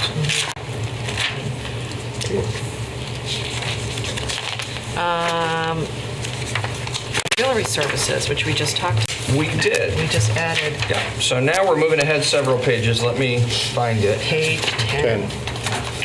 I guess not, I'm sorry. When we go to the Municipal Center, we'll go ahead several. So auxiliary services, bottom of page 10.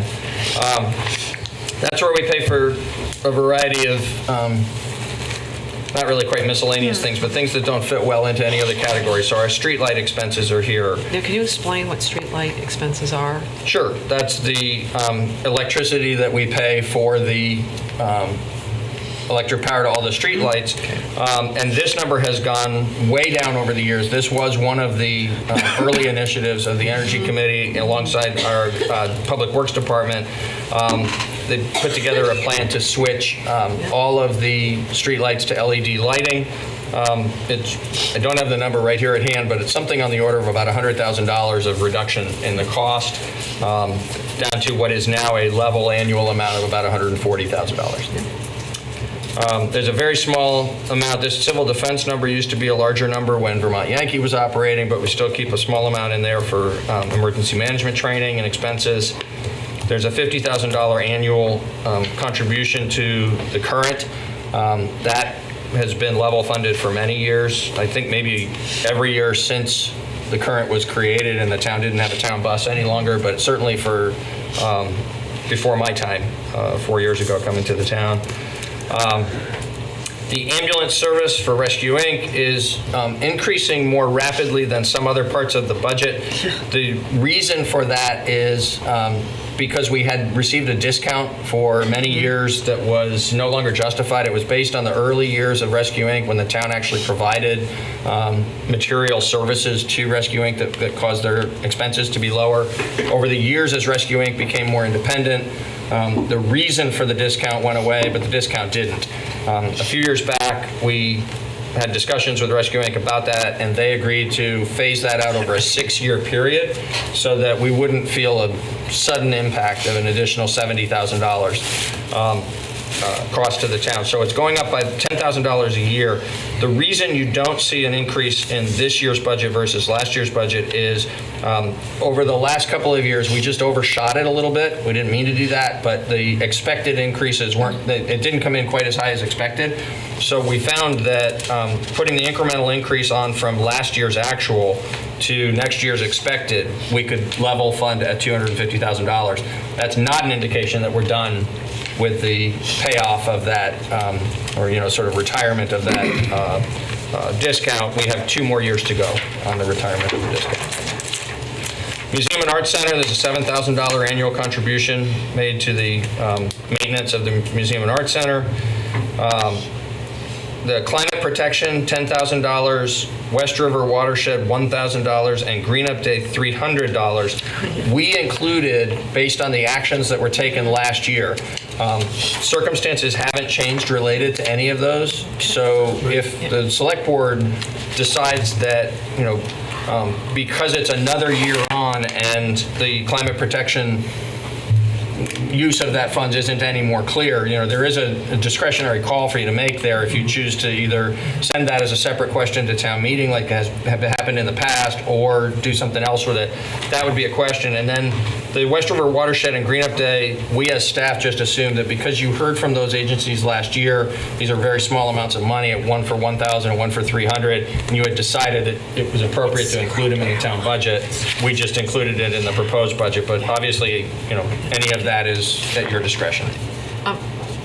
Because I know they're small amounts, but have the West River Watershed and Green Up Day people actually asked us for money? Yes, they have. Okay. In both cases, we received letters, and so we, instead of bringing the letter to you separately, we included it because you had approved it last year. Okay. Can that move into into human services? That's not a good idea, we think, because there's been some confusion in the past. The energy number, actually, or the climate protection number used to be there, and it got confusing because some of what was in that cluster of accounts was approved by the Human Services Committee, and some of it was not. And so I didn't mean climate protection. I meant West River. Yeah, well, they're not really social services. They're other services, and so we thought they fit better under auxiliary. Okay. The social service cluster really is meeting human needs, and mostly human needs. There probably are some ecological needs as well, but in situations where it is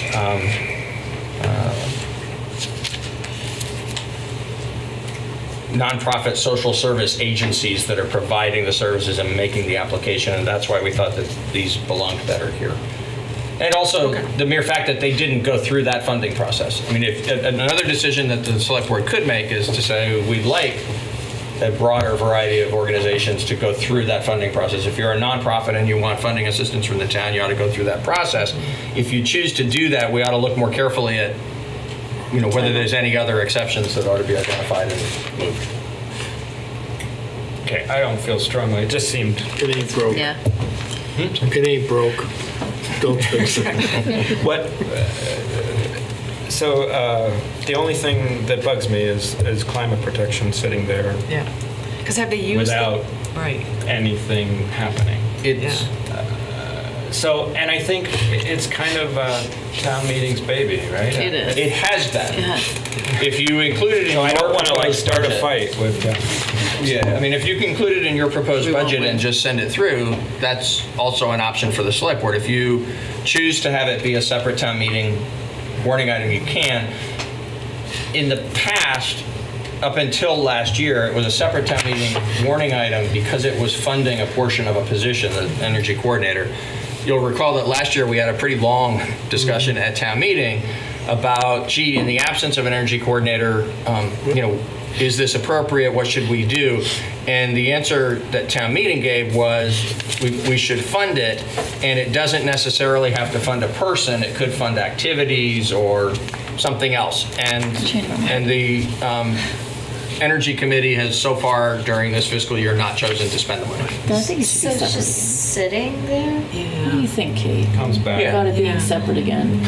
Yeah, because to me, if it's sitting there, I don't want to give them more. Separate. I think they should have to look at it again as another separate item. Yeah, Put I it back think on their so. radar Yeah, so I they agree. We can't reassess. carry that over. No, it doesn't carry It over. goes into the reserve. Yep. It'll either get used or not get Yeah. used. If it doesn't get used, it falls into the Yeah. end of year fund balance. Yeah. And pretty much the only way we really assure that a conversation will happen about this at town meeting is to put it as a That's how I separate feel too. warrant Yeah, item. Yeah. Yeah, and then actually the sustainability question could come up Kind of along. layer with in that. with It that. That's a probably great will. way, yeah. So that's a great let's- time for a let's do bathroom that. break. Yeah, let's Okay. move it out and have it separate. Okay, so let me make a note of that. Do you want to take it out of your budget? Yeah. And put it before town meeting? Yeah. Yes. I want There, we just saved some money. for today. So it goes back in. Are there any other I questions? just by- added 5,000 to that line now. I can Yeah, take you 10 can out take of it it. out. Is there any other questions about the auxiliary budget from anybody? And this is where we added $5,000 earlier Adding today right now. for BCTV. Right. Yep. Oh, so we're $5,000. Yeah, we saved $5,000. Yeah. Okay, Coffee for a year. that's right. Okay, Brooks Memorial Library.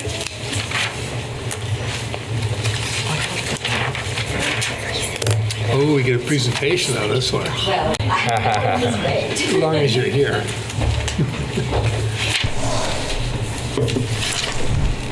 Thanks for having me. Thanks for coming. Thanks for being here. What would you like to tell us about your budget? The main thing I'd like to say about the budget is we're, at the library, we're partnering more and more with agencies and organizations to better serve our clientele and to provide programming. So that's been a real benefit then on our fiscal situation as well. And then we have had a few people give us some money. So that's helped as well, that we're able to supplement the town budget with things that we really need, like books. So that really the town only provides less than 20% of the total amount that we spend on adult books, and the rest comes from our endowment. So through the generosity and largesse of the people of the area, our current endowment has grown to $2 million. And with the market the way it is, sometimes that's better than other days. But it does mean that we're able to really provide a first-class library to the town. One thing I'd like to point out, overall, this budget is down by almost 1%. Yeah. That's driven largely by the elimination of the part-time salary for custodian. The very next program we're going to talk about is where those custodian costs have been consolidated. Yep. So this budget was positively affected by that, but even without that, it's only about a $10,000 increase on a $600,000 base. It's great. Nice, efficient operation. The only thing, this isn't a question, just a comment. It seems like the programming continues to grow and grow and grow. This week's was like a screen and a half on my computer, reading out through it, and they're all things I wanted to go to. I know. And But you have this meeting you you're have not to going go to to. change the Wednesday night series because that's when school board meetings are. But if you ever think about changing it, Scrabble? Is that the Scrabble? yeah. Well, Scrabble. But the humanities lectures, okay. which Yeah. yes, and I First know one. there are people who sing in choruses that would love to have that changed, but it's throughout the entire state. Yeah. And actually, I would love to see ours changed so then I could go throughout the state to some of the other events. Because sometimes I'll look at the book and I think, oh, I'm going to go to that one, and realize, oh no, I need to go to mine. But they are fantastic, and we're so lucky that the Vermont Humanities Council puts that together for us and finds us these phenomenal speakers, and then that the Friends of the Library really pay for that. That's great. So it's great. How are the no late fee thing going? It's going very well.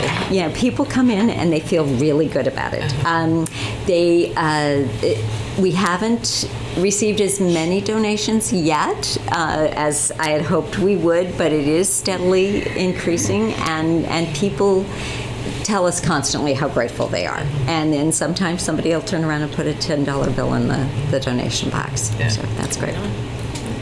Thanks for everything that you do to make the library a hub for all people in our community. It's a home for people. It really is. Yeah. It's a really valuable resource. We're so lucky, and we're really gratified the way that the community has gravitated to the library. And actually, I just came from a board meeting earlier tonight, and we moved to keep the meeting room open late on the 20th because our newly elected legislators are going to have a forum and a community conversation there. So we try to do as much as we can to bring people in for all kinds of reasons. Thank you. Does anyone have any questions for Star? Very happy. Not even Tim. Thank you. Thank you. Well, how's the Friends doing? I became a friend. I noticed you did. Thank you. But I was curious if maybe there was an uptick there just as part of the good feelings for the lack of fine. Yes, we've just sent out our annual appeal a couple of weeks ago, and we're seeing a lot of response, a lot of positive response. So that's another gratifying thing for us. Great. And for those of you that haven't discovered it yet, one of the things that the Friends have paid for is Canopy, which is a video streaming service, and it's fantastic. It's independent films, classic movies, the whole Criterion collection, the great courses, and that is really, really a wonderful gift to this community that the Friends have done. And that's Canopy with a K. Yeah. All right. Thank you, Star. Thank you. Star. Thanks for staying. Next up is facilities maintenance. So this is a new program this year. That's why there's no financial history here. It is the place where we consolidated the custodians. There are 4 custodians on the town's staff, one of whom is paid for from the parking fund, and the other 3 of whom are paid in this salaries line item at $127,000. There's also $10,000 of overtime in this budget and $700 for maintaining the pickup truck that they use. So approximately $138,000 in this consolidated fund or program. And the savings, this resulted in a savings of comparable magnitude across the police department, municipal center, and library budgets.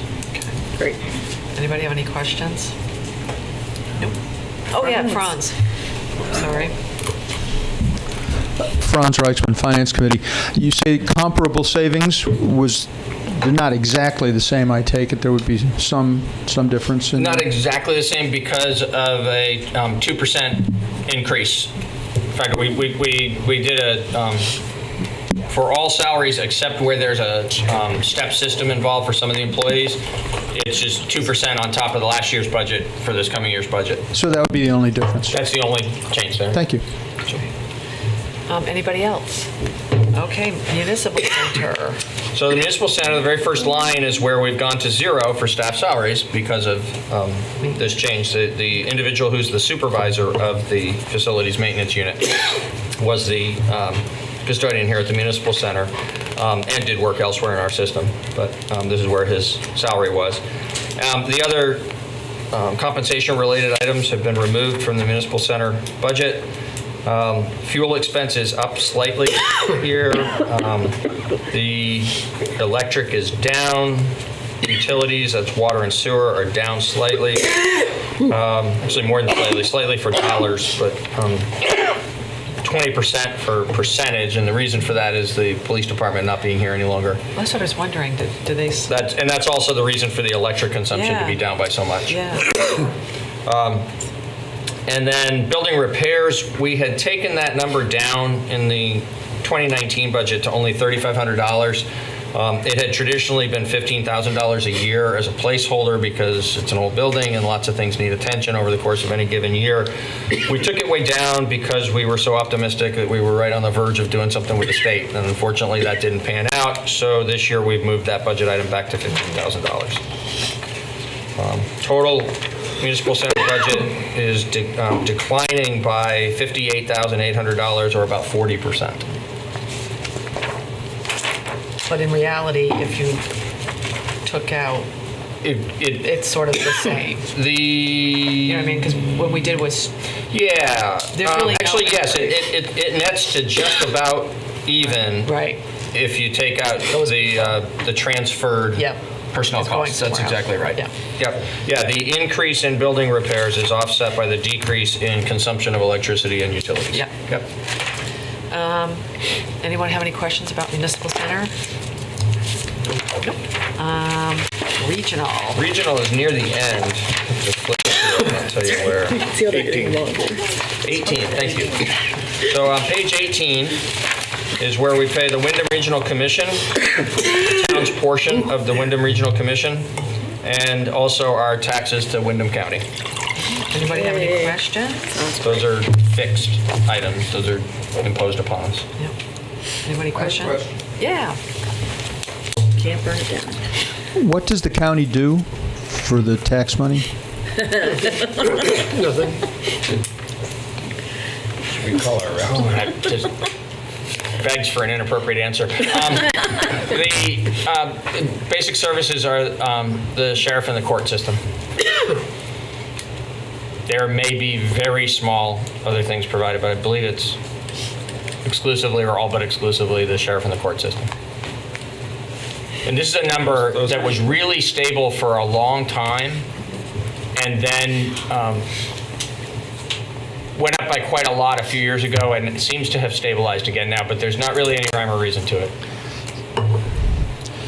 So does the county have any other source of funds? I mean, other than what I the don't know. municipalities pay in? I don't know. County government in Vermont is really small. Yeah. You know, the relationship between when there's some higher level of government the town needs to deal with, it's the state.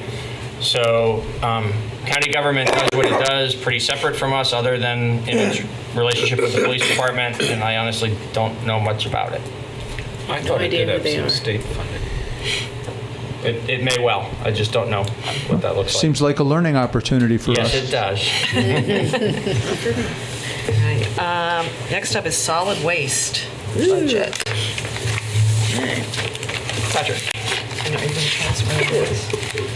So there's a memo in your backup, covers two topics, the proposed fiscal 20 solid waste fund budget, and also an update on the board's request for the town to investigate the possibility of large item collection within the curbside collection program.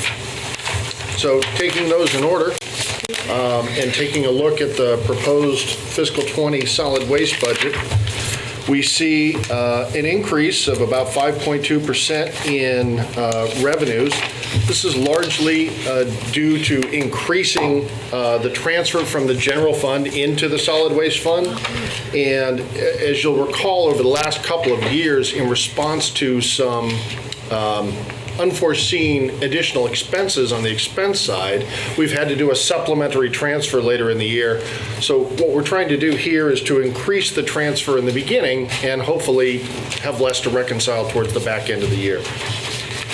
On the expense side of the budget, we're looking at roughly a 0% increase. There's some changes internally, but more or less we're looking at a very similar expense side from fiscal 19. There's some nominal increases in collection costs that are driven by contract with the town's hauler, Triple T. There's a little bit of increase proposed in town dumpsters. This is going to be, this is a particular line where, for example, the trash collection at this building and the public cans that you see down Main Street are all collected. In certain instances, we've added some additional cans this coming year and some additional frequency of collection in places where overflows were getting to be a little common. So a place where we've added cans, for example, is to the Elliott Street Park. There's some new cans in there. On the, further down on the expense side, we've increased the anticipated expense for recycling tipping fees. As you know, this is we pay market rate, and there's a great deal of volatility in this particular line item. It goes up, it goes down. If you look at our actuals for last year, they range from getting paid for that commodity to paying handsomely to get rid of it. And so, given the volatility, we've increased that by to try and offset what are generally higher recycling costs. Thankfully, that's offset down budget a little ways in the Wyndham Solid Waste Management District assessment. This is dropping by nearly $22,000 this year. And you can see, if you look back over the last couple of years, this has been decreasing in material ways for a number of years now. And this is, of course, due to reduced activity in recycling at the waste district. Again, the end result, the expense side of this budget is largely similar to what it was last year. Is there any questions? Anybody have questions? I have a couple. Patrick, the refuse bag revenue is the same as this year, and we know that it's been down. I'm curious why we don't reflect the expectation that it's not going to be as high as we've budgeted in the past.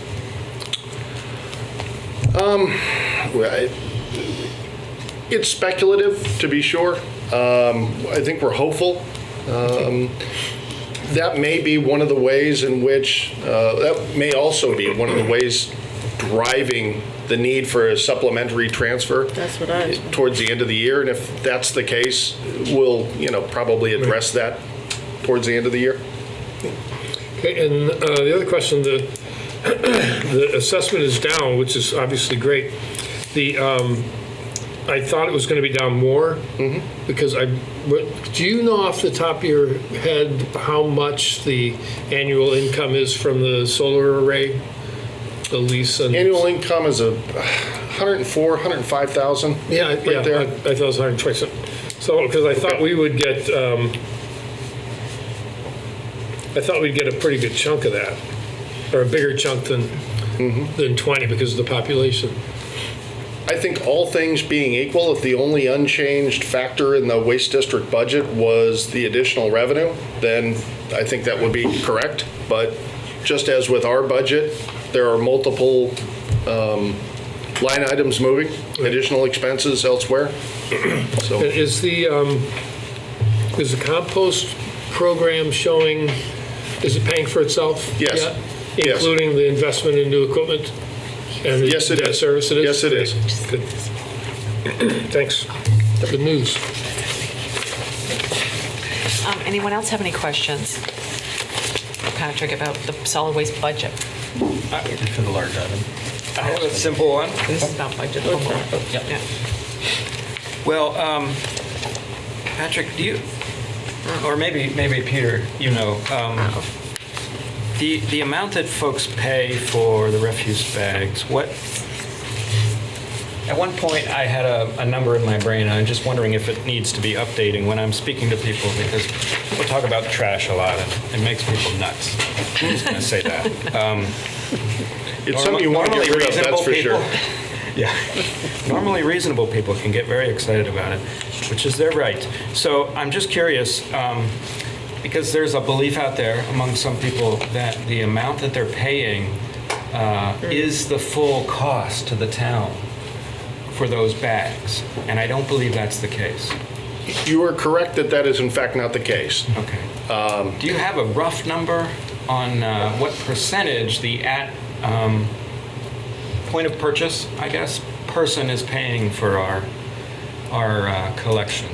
I don't have a percentage, but I'd like to speak to that. Okay. So, at the time that the pay-as-you-throw program was implemented in Brattleboro, there was consideration given by both the pay-as-you-throw committee and ultimately by the select board for how do we want to set the prices on these bags and what do we want that to offset, okay? And My recollection is if we wanted to offset this entire body of expenses, the needed price for the bags was somewhere around $8 and $10 or $8 and $12 a piece. And that was seen as extreme and excessive and likely to cause the program to fail. And so what was decided was to calibrate the pricing so as to meet the minimum requirements necessary to satisfy the legal obligations that the state had placed upon us, which were, is the sale of the bags, rather, the sale of the bags needed to be able to cover the cost of trash collection and trash tipping. Had nothing to do with recycling, composting, district assessments, or anything like that. And so as long as we had a pricing structure on the bags, which would cover those two line items, we were in good shape. Okay. So, I mean, we still do. What's that? And we still do. So, right. So it meets the requirements of the state, and we haven't had to have a bag price increase, but it means that the fluctuations elsewhere in this budget have required the transfer from the general fund, which is to say taxes, to absorb. Good. I think I'm just feeling like I remember a number, something in the range of 60% of the overall budget is covered, or, Well, I mean, we could run a quick I don't mean to put you on the spot. No. It's an easy number to run. I think I just wanted to throw it out there because this piece of information tends to get lost in the larger conversation. I actually think even after we finish this, we should clarify it one more time in like 3 sentences that the cost of the bags covers the tipping and the actual collection by Triple T of trash only, and that the cost of recycling and compost and other assessment fees are why you are still paying technically out of your taxes for this service.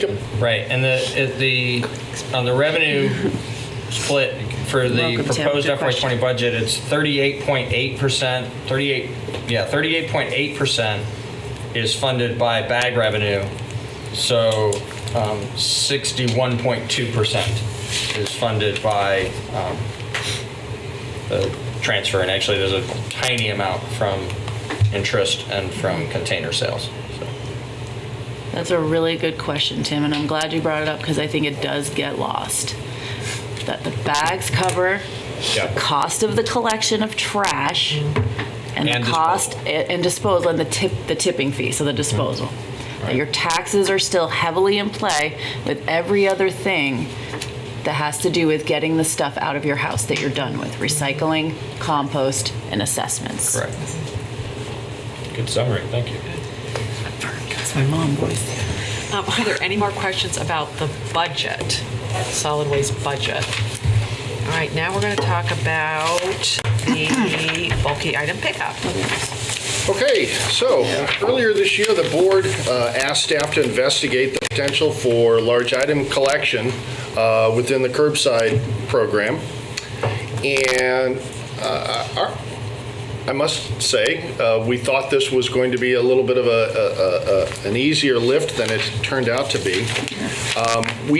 Peter and I had discussed and begun discussions with Triple T around a couple of different concepts that look like the following. We envisioned that we could come up with a price list, let's say, of common items that are going to be left at the curb.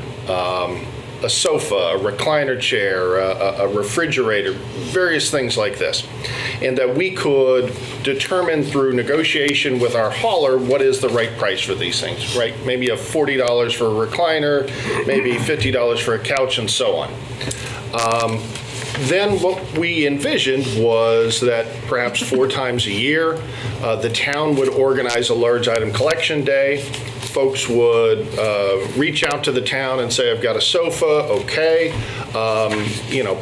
pay your $50, and we would organize a collection day that we would then turn over to our hauler, Triple T, and they would go around and, perhaps they have 10 stops or maybe they have 15 or whatever it turns out to be, and we would basically serve as an organizer of this process. That was the sort of smaller end concept. The second concept was, well, what if we tried to incorporate the cost of this into the larger contract to have it paid essentially by property taxes for the whole town? And this was possible, but there's some downside risk that goes along with this because nobody can say for sure necessarily how much or how many items there would be collected. There are several thousand households in the curbside collection program. Are 10 of them going to put out a sofa? Are 100 of them? Or 500? We don't really know. So in working with your contractor, one of the two sides is going to assume the risk. Either we're going to take on an expense for which we have no management capability. It comes at us and we eat that cost, or we would be able to negotiate with our hauler a fixed cost that we could budget for and plan for and know what it was going to be. But of course, it would be generally artificially high because they're going to need to protect their interest. Before we were able to thoroughly work through these two options, we were surprised to learn that our hauler didn't have any interest in this business. And their reasoning is it makes sense once you hear it out. They're concerned for the safety of their staff. The hauler that we work with, Triple T, would need to put a roll-off dumpster on a flatbed truck and drive it around town. Then you've got laborers who would be picking up the sofa or whatever and lifting it up and tossing it into a roll-off that would sort of travel down the road and pick up all these items. They don't have a piece of equipment that could, reach out and deposit it into the roll-off, and their concern for their employees is what leads them to say, we just don't want to participate in that particular line of business. And they reminded me, and I think it's a reasonable point, that there are weight limits not only in the contract that we have with Triple T, but they've been passed on to the citizens of Brattleboro by virtue of their inclusion in the town ordinance. And that is a trash bag, a small trash bag can weigh only 20 pounds, a large trash bag can weigh only 30 pounds, and a trash can can weigh only 40 pounds. And so naturally, these large items are going to be awkward, large, heavy, and they're going to need to do some, acrobatics with them. And so it wasn't something they wished to pursue. If the town wanted to move forward with this, we would then need to do it without Triple T. They were quick to remind me that there are sole proprietors out there who you can call and, on an incident by incident basis, they might be able to pick up a refrigerator or a sofa or something along those lines. However, sole proprietors are probably not in position to respond to a town-wide collection program. And so I guess staff is back this evening seeking advice and counsel from the board. We think it's possible that there could be other options out there that we haven't considered, that the private sector might be willing to offer if we solicited proposals. We don't really know. But if the board would like for us to solicit proposals from the private sector on how this could be done, we'd be happy to pursue that. Any questions or comments from anyone on the board? Well, it just sounds like it'd probably take more time to really try to think about some creative solutions to this. I think one person who responded when I was asking whether or not there would be a need mentioned one town she came from had a volunteer, but someone would still be assuming liability, and I get that. So it just makes me think it's something to probably, like myself or whoever else was interested, do more digging and see what some of the other potential creative possibilities might be. Because people have mentioned it is a problem. It's just a question of how many households out of the number you listed would be using that service. And I'm not sure I know that answer either. Anybody else? Comments or questions? This strikes me as, given your investigation and your letter here, your report, a little difficult for the town to kind of step into with too much fervor, because it's a complex problem to try to solve. Honestly, I understand that people have trouble getting rid of large items because it's expensive to get rid of large items. I go to Triple T, it's not a transfer station, it's the actual dump. And I have a minivan, so I'm lucky. I can take out seats and fit in something large if I really need to. Oh, I usually tell our friends when we're going so that I can bring their stuff too. Yeah. I mean, so it's like one of those things that I think that's the route, even though I can't become the town whatever, I'm not, but it's like maybe whoever is like listening and hearing this, if they have big vehicles and they go regularly, then they would be like asking their neighbors or whoever's in their neighborhood to like, I mean, I've done several trips like that where it's not just my stuff. I'd bring my mother-in-law's stuff and other people's stuff to the dump. So I think it's going to have to be like that until we figure out something more organized. Mostly what I was going to say. Maybe a church. I don't know. Church. Yankee ingenuity and neighbors banding together and figuring out this problem is a more efficient way to do this than try to do it at a town level. Yeah. I think if we get a lot of feedback about us not doing something, then I would be open to the idea of an RFP and letting the community themselves step forward instead of us gnashing our heads against the table anymore. Like, put it out there and see what ideas people have, and they can present them that way in a formal manner. No, I brought it forth and I saw it as a conversation that started, and I was very curious. And if it becomes like a real thing that several household march in here and say they need, then it makes sense. So are we saying no to an RFP? I think we are. Thanks, Patrick. Thank you for compiling. Thank you for all of this work. We appreciate it. We never thought of, actually. Thanks, John. Next Thanks, up John. is Feel better. the proposed rental housing registration and inspection program. And I believe we have a memo from the fire department.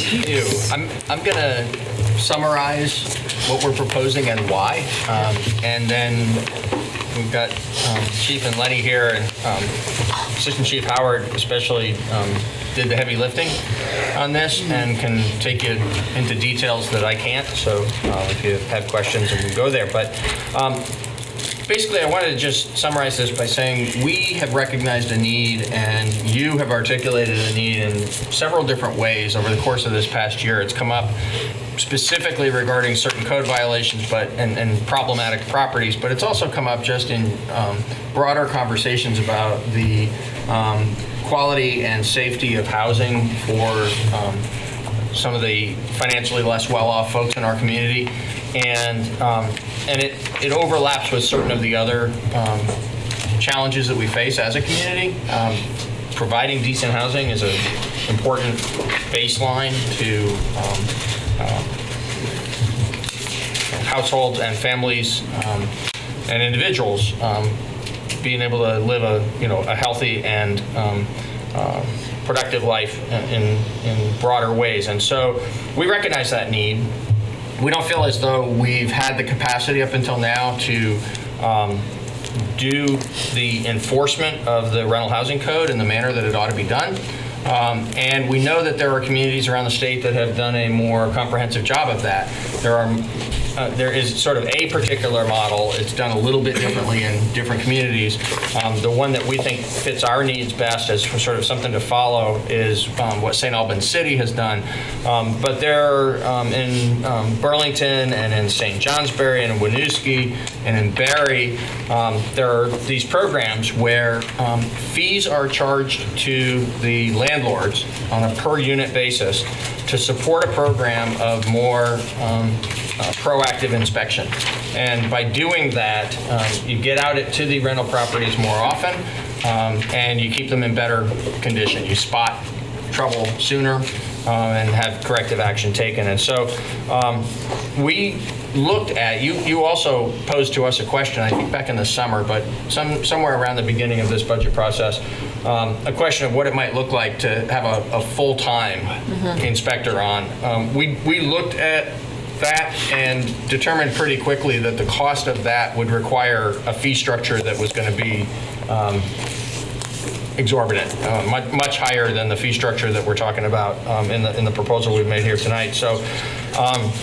So what we then worked with together was sort of calibrating, well, if it's not a full-time position, is it a part-time position? Is it utilizing the existing resources of the department in a way that takes better advantage of the expertise that's already on staff? And that's where we landed. And so what we're proposing is a system where existing staff would work some additional overtime hours.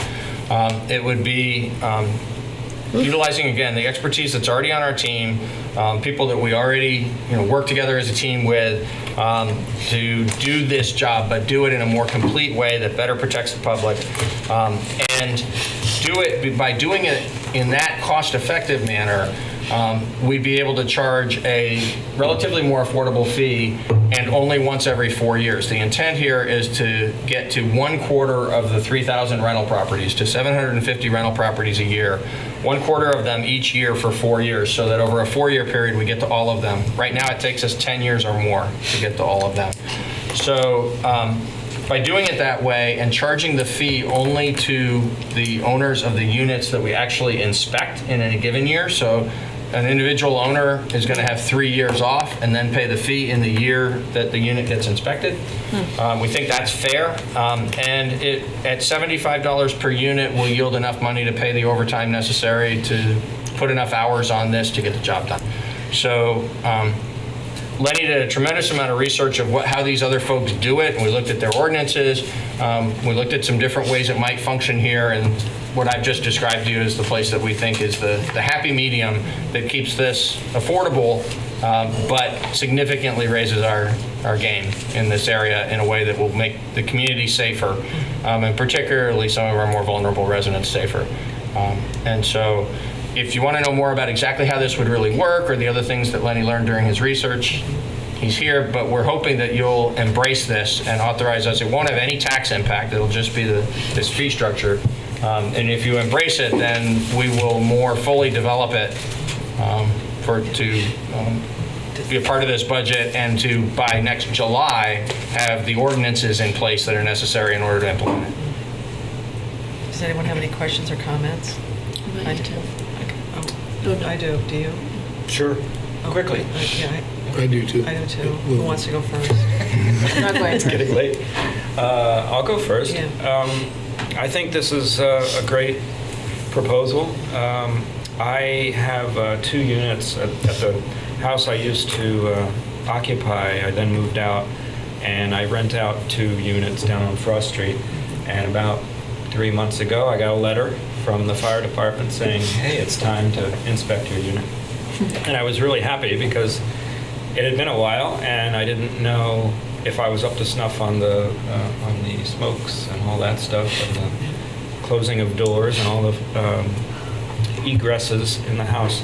And so a couple firefighters came. It was a fantastic experience. I had violations, and mainly they were due to smokes that were out of date. And it hadn't really occurred to me, wow, these are 11 years old, these smoke detectors, because they were wired, but now there's new technology which keeps my tenants even safer, and just the peace of mind was worth it alone. And I just wanted to put a little plug in for the added benefit of it, not just the safety obvious benefit, is that it gets your firefighters out there, and it gets you handshakes and one-on-one experience with folks. And the way they handle it, it's not like, you did this wrong and you have to do this. I mean, they give you a reasonable time limit to make the corrections, and then they come re-inspect and everything's fine again. So I recommend it having just gone through the process, and I think this way of funding it is an elegant solution, and I certainly can't be accused of charging excess fees and the town making money from it, because it looks like it's pretty level funded at this point. So. And every 4 years for $75 per unit. If it was going to be every year, I mean, my units are not in the black. Which is the good one, red or black? Black is good. They're always in the red. They're always in the red. And so if it were every year, that would be a little shocking to folks like me that are just, trying to keep it kind of level, pay the mortgage, of course. But every 4 years seems like very reasonable. Just a little bookkeeping. Will we be adding a rental inspection fee to the fire revenues and see the... Yes. Yeah. Okay. And another question is, because of the backlog, would it be possible to maybe double down the first year and do 1,500? Or maybe the first 2 years and get everybody done in the next couple of years? Do you have enough firefighters to do that work?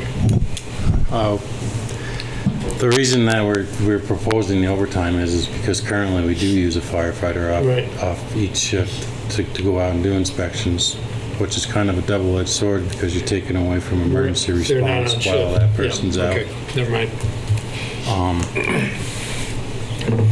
Okay. Really good reason not to. Yeah. I have one question. When you folks go out and inspect something, and if you collect a fine for it, I think it should go into this fund that we're developing, because it's a code violation. And I don't know how much you raise right now, and I'm not going to put you on the spot to ask you, but it would just make sense to me if there's a code violation, it goes into this fund. Are there fines? Yes. There can be fines. There can be fines. Yeah. As you stated before, we try to go in and take the approach to, we want to help you fix the problem and not alleviate back to having fines fix it, because I'd rather have you take that money and put it into your building for safety things. Right. But if you're really, really bad, you might get fined. We'd rather have it be an educational process for the landlords and the tenants, instead of just going in, like you're saying, let it do this. That's not what this program's about. So if there are revenues, it'd be great to put it in this. And the second thing, and I'm all for this, and I'm probably going to... There's some landlords in town that don't just have 1 or 2 units. I have one that's 55. Right, and if you do 75 times 55, which is $4,125, I'm wondering, I didn't do that. Brandy's a smart one, it wasn't me. Are we going to let people pay either quarterly? Because to give somebody a bill, right now they're not paying anything. Sure. And to come and say, hey, you owe us $4,100, it's like, oh my God, Yep. So I think we can be flexible on that if we do go and happen to go to a lot of units owned by a single owner at a particular time. But the intent is actually to set up the structure so that the payment is being made when the inspection is being made, or around the same time. So somebody who owns 55 units is very likely to see us, if not every year, then at least maybe 3 out of those 4 years, and only be paying on some of the units each year. Got it. Thank you. But we could work out some. We could if we needed to work out a system where it makes that more affordable. And one way that we can learn more about the particulars of how this will affect the landlords is we already visited there's a monthly luncheon of landlords that happens. There's a group that gets together. And we met with them August or September September timeframe, and at that time we were going over some concerns that had emerged about some of these kinds of issues and the condition of some of the rental properties. But at the same time, we said, you know, we were developing this idea, and we weren't sure exactly where it was going to land, but we'd be bringing something back to you during the budget process. So now that it's a fully formed thought, we'll go meet with them again. We promised them at the time we would be back to tell them what we came up with. Yes. So we'll go back and we'll meet with them, and we'll find out, you know, ways in which they think it can be sort of implemented in a user-friendly way. I will say that the likeliest response we'll get is don't do it. Yeah. And we think that that's not an acceptable outcome given the condition and situation. And pass along all the names of the people that say. I was just about to, I mean, this is so left field. There's a monthly meeting or a regular meeting of landlords? Yes. Yeah, it's sort of. Is it public? Like, so that, no, I'm not, I'm just saying.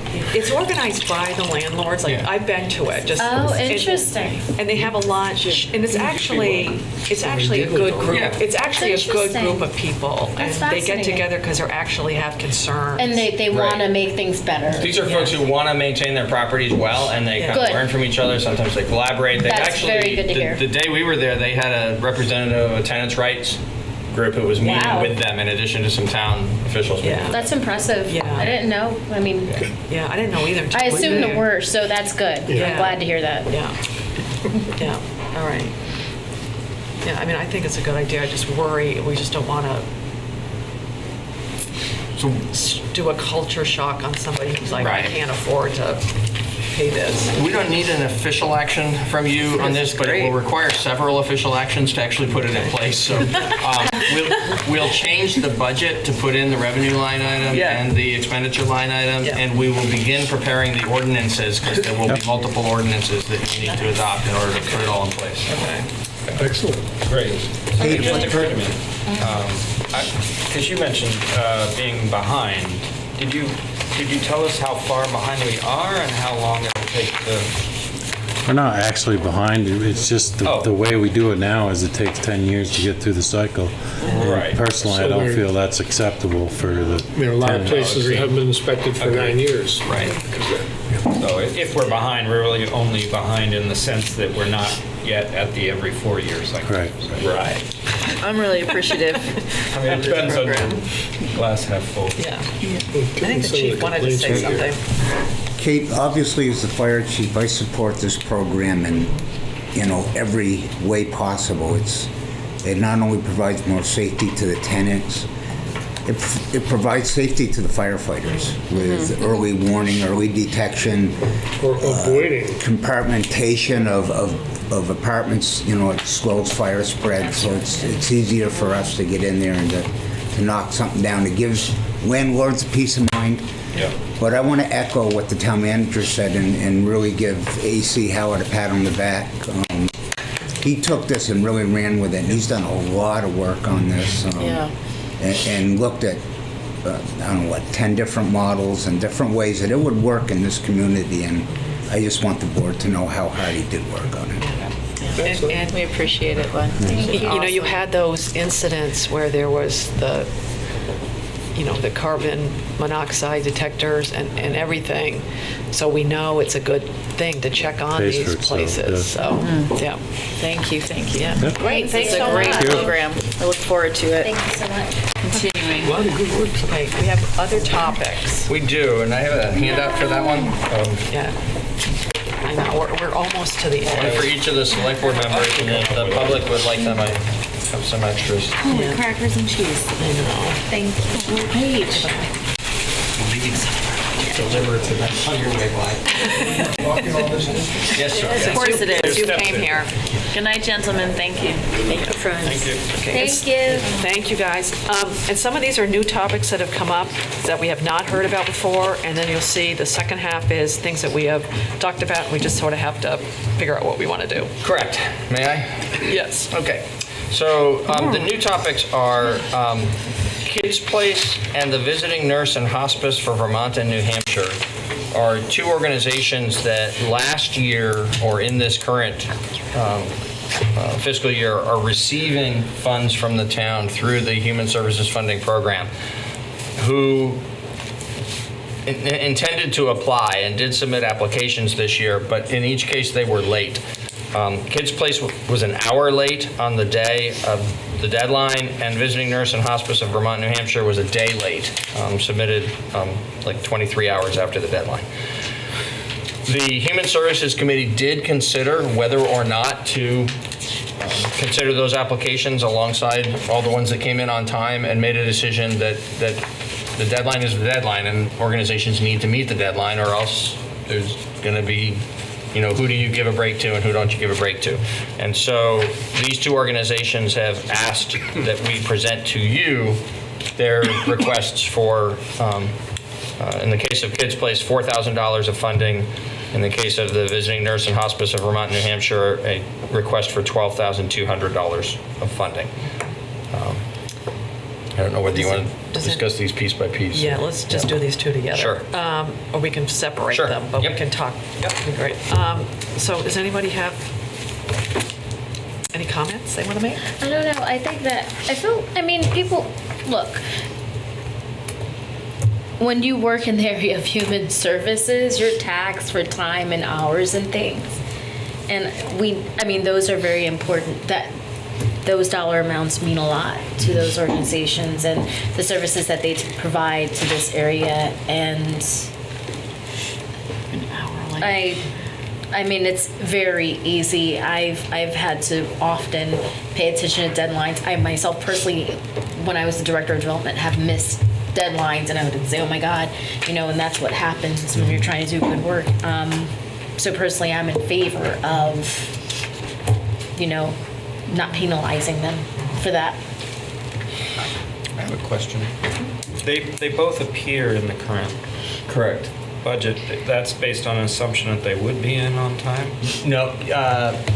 What we did for budget purposes, because we didn't know who would apply, is just carried over last year's list to this year's budget. Once this year's list is provided to us by the Human Services Committee, then the budget will be updated to reflect the accurate proposal that's come out of that committee. It should be noted, actually, this is a committee of town meeting that makes a recommendation to town meeting. And so while it passes through you, and select boards in the past have been clear in interacting with the committee about what the select board thinks is the maximum amount of dollars to be spent, the divvying up of the dollars within that is sort of the purview of the committee as opposed to the purview of the select board. There have been one-offs like this. There were a couple last year where people approached the select board outside of that process and asked you to consider things. Well, but I think the reason I'm asking is because I don't know whether our decision will keep them within the 146. Your decision won't affect the Human Services recommendation because Human Services decided not to consider these because they were after the deadline. So Human Services is going to come back and make a recommendation to you that's based on the amount that was allocated, divvied up among agencies that they recommend, and they aren't going to recommend either of these two this year. So why are we talking about it then? Are we looking to Confused. override their? Oh, we can override their. No, because separate and apart from their process, these two agencies have asked for you to consider. But I think it's I'm still wondering if they've assigned that reduction. If they spent the money? Yes. Yeah. They could have. I'm certain that they have. I don't know the list, but they wouldn't have deducted. Think about the conversation that we had last year when members of that committee asked town meeting to consider how great the need is above and beyond our ability to pay at the 146. And so I'm certain that faced with these two having not met the deadline and the committee deciding not to consider these two, the committee would not then have self-imposed a reduction of $16,000 to 130. I'm certain that they when are we going to identified other good causes for it. Aren't they they're going to present or? They'll be submitting a report of their It's recommendations. to town meeting, it's included not in the to budget. us. It's to the town meeting, right? Correct. It's a town meeting. Right, but committee. we don't receive it in time to put it Right, into and the it budget. goes in the budget, but we don't say yes or no to it. So we're recommending to send these to town meetings separately, or where's this money coming Sort from? of, we're both right, I think. Well, what it is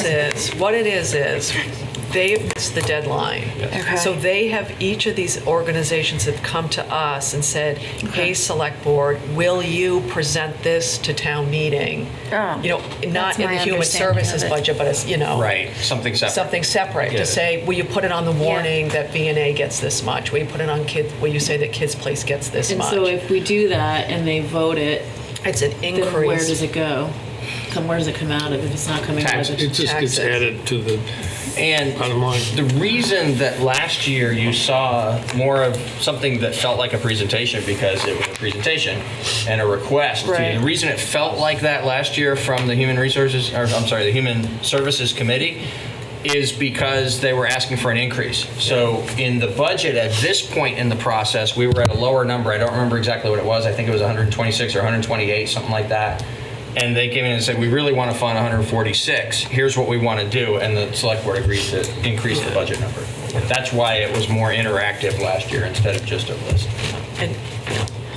For me, because I've thought about both of these, and I've actually, it's clear they missed the deadline. It was very clear that the Human Services Committee made the deadline known. I mean, if you looked at the application, it's everywhere.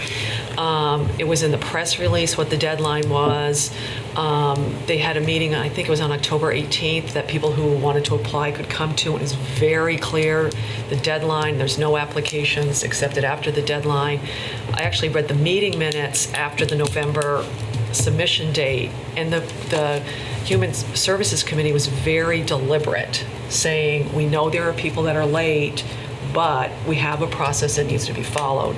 So for me, it's not even about the money, and it's not even about the two organizations. It's being respectful of the Human Services Committee's process. So, But they're not gonna, I guess I'm trying to figure out, because I'm still not clear, is this, so they're not going to suffer, like this isn't gonna go missing if we say we agree with upholding, or it is gonna go missing this amount of money? Yeah, what's gonna happen is the Human Services budget that we get is not gonna include, from the Human Services budget we get from the Human Services Committee is not gonna include Kids Place and the visiting nurses, because they missed the deadline. So what's being asked of us by both of these organizations is for us to, like, basically either include it right in our budget or have separate questions at town meeting that said, will, the town meeting put $12,000 in the budget for B&A or $4,000 for Kids Place. So they're asking us either to, again, put it right in our budget or at least have it go be a town meeting warning item. So these would be town meeting warning items if we so wish, or directly in our budget? Right, or because they will not be included in the Human Services Committee's recommended budget because they did miss the deadline. Right, okay. Does that make somewhat sense? I guess I'm inclined to send them to represent. I mean, I just come down on, Let them hash it out. they've missed the Sure. deadline, I'm sorry. I'm inclined to send it to RTM and let the representative town meeting hash this out amongst Yeah, them, the I'd like to send 140, because I'm like, I'm not comfortable making that decision personally, so I kind of would rather have more voices on it. Puts us in a I think difficult it's, position. well, what's that? Sorry, go ahead. I think I'm always hesitant, we ask committees to do this work, and this committee in particular is a really difficult job. And then to kind of ignore their work or overrule them, I think is a bad idea. I'm glad we have another option, because I would like, these are important organizations, and unless they just are always late and that would indicate that their service is probably not that great either. But, so I think we just put it on the warning. Put it on the warning. One of the things we don't know the answer to is we don't know if there were more were there just these two that were late, or there other ones, and we're sort of favoring these two, just these two? Okay. Well, and these are the ones that asked us, so not knowing. And they're every year-ers, too. which I say, let them plead their case to the whole town meeting body. I mean, I kind of spoke out of turn, but because I understand how it is to be under the gun of deadlines. But yeah, just. No, it was not a turn. It informs the decision. Yeah. One of the things I just like to say, because when we put something to town meeting, it makes us like we did it, we're supportive of it. And I just need to be clear, I'm not supportive of putting these two on the town meeting thing because I want to be very respectful of the Human Services Committee. We get people that come, if you remember last year, there was a group that didn't like how much money Human Services Committee gave to them. They got up and wanted more. I think this opens a Pandora's box for everybody coming to us. There was a reason that the town meeting reps set up this Human Services Committee to vet things like this. And I think we're going to open a Pandora's box for the future that I just would caution about. So I just want to go on the record. I know I'm sounding like a mean, rotten person. It has nothing to do with these groups. It's just there needs to be a method to the madness so that we're keeping our budget under control. And we have this committee for a reason. They have deadlines for a reason. They were incredibly deliberate. If you go and look at how they made these decisions, through the press releases, through all of the big warning signs on the application, through the meeting that they had after these two were late, they were very deliberate. So I just want to go on the record saying I do not support sending this to town meeting. I think if we see a pattern of like next year, even where people are late, then we'll have to do as you said. I don't recall this coming to us before, particularly somebody an hour late. Yeah. So I'm willing to take a chance on it seeming like a precedent, but it's not a precedent if we don't continue it. It's just a one-off for right now. And I respect what you're saying. I don't like to step into the committee's recommendations either. What's swaying me is the importance of the organizations and their history. And who this actually would hurt. Right, that's what I'm thinking about too. So without a vote, I'm hearing 4 for town meeting and 1 not. Yeah. So we'll bring it to you on the warning. Yeah, well, we need to ask the public, do they have any questions? Okay. Come on, public. I just saw Francis' face just looked like a question. It's not really clear to me why this budget comes in front of you folks anyway, that this is something that's kind of an internal matter within representative town meeting. And, you know, you're in the awkward position of trying to sort of mash something together that really lies outside of what your normal scope of business would be. However, I guess the question then would be, well, if these two organizations wanted to appeal the decision of the Human Services Committee, how would they go about doing that other than coming to you folks? And I don't know the answer to that, whether there would be some other mechanism for them to be on the agenda at town meeting. So I think this is kind of complicated and hard to understand. We agree. Yeah. But that is the reason that there are deliberative boards created, because things like this come up and policies don't necessarily give you a direct response. Okay, so we'll put them on for town meeting. The next is the Recovery Alliance Incorporated. They've requested $500. They requested that directly to the select board. They did not apply in the human services funding process.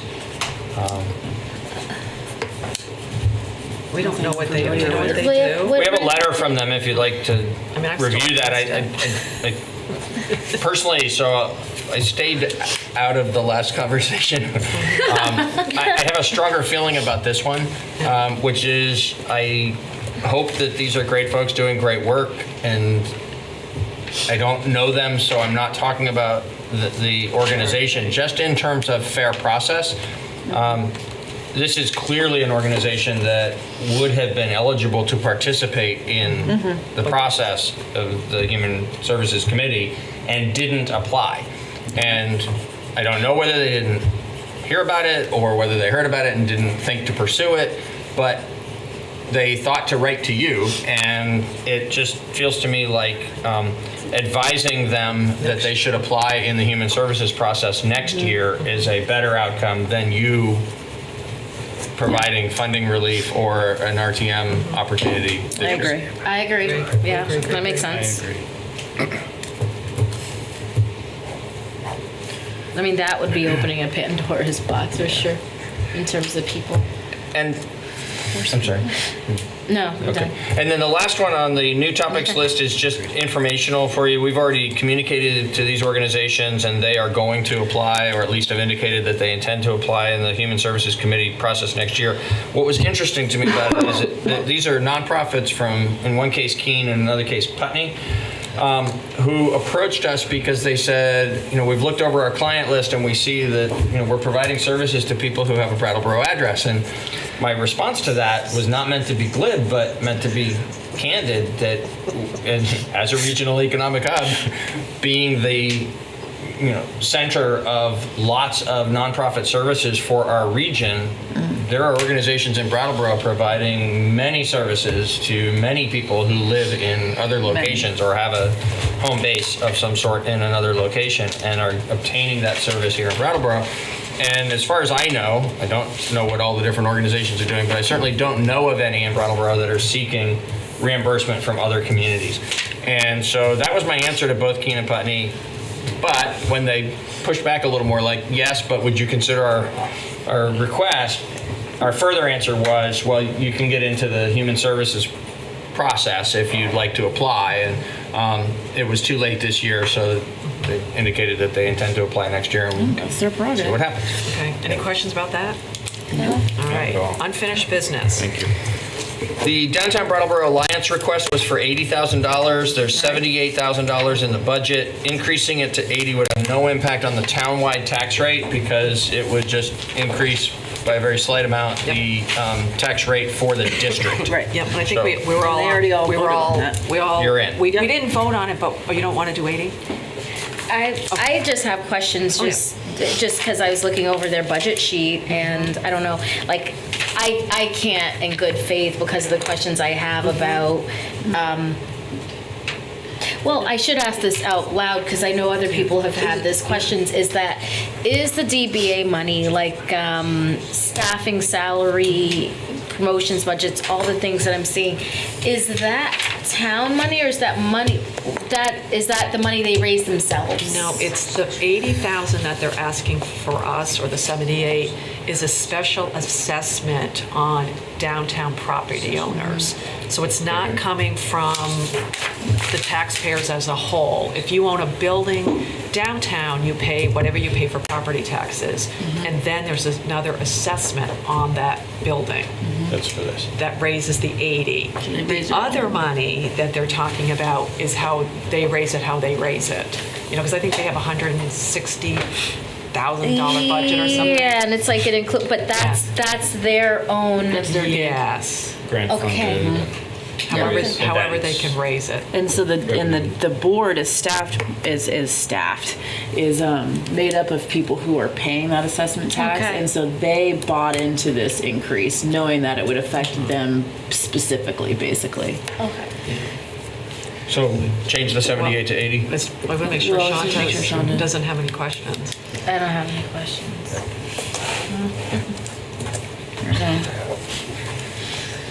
Seven. I can tell you right now, I'm not for $3. Last year we did 25. That's as far as I would go. I'm not for $3 either. Only because for the last, my issue for any group in Brattleboro doing any type of work, whether it's subeds or whoever, is always how are they reaching. I know it's impossible to reach everybody, but until they can show me how there's more of a reflection of diversity, I'm not comfortable with $3 per person. And I want to clarify for people out listening to us, this money is not property taxpayer money either. This comes out of the revolving loan fund when we get a grant and it comes back. The town of Brattleboro, when Peter did a nice list for me, I forgot to bring it tonight, puts a lot of money directly into helping with economic development projects like GS Precision and Commonwealth dairy. So that's why I feel not. With I the don't- tax, the tax reductions, the tax stabilization, it's millions. Yeah. So we do a lot for economic development.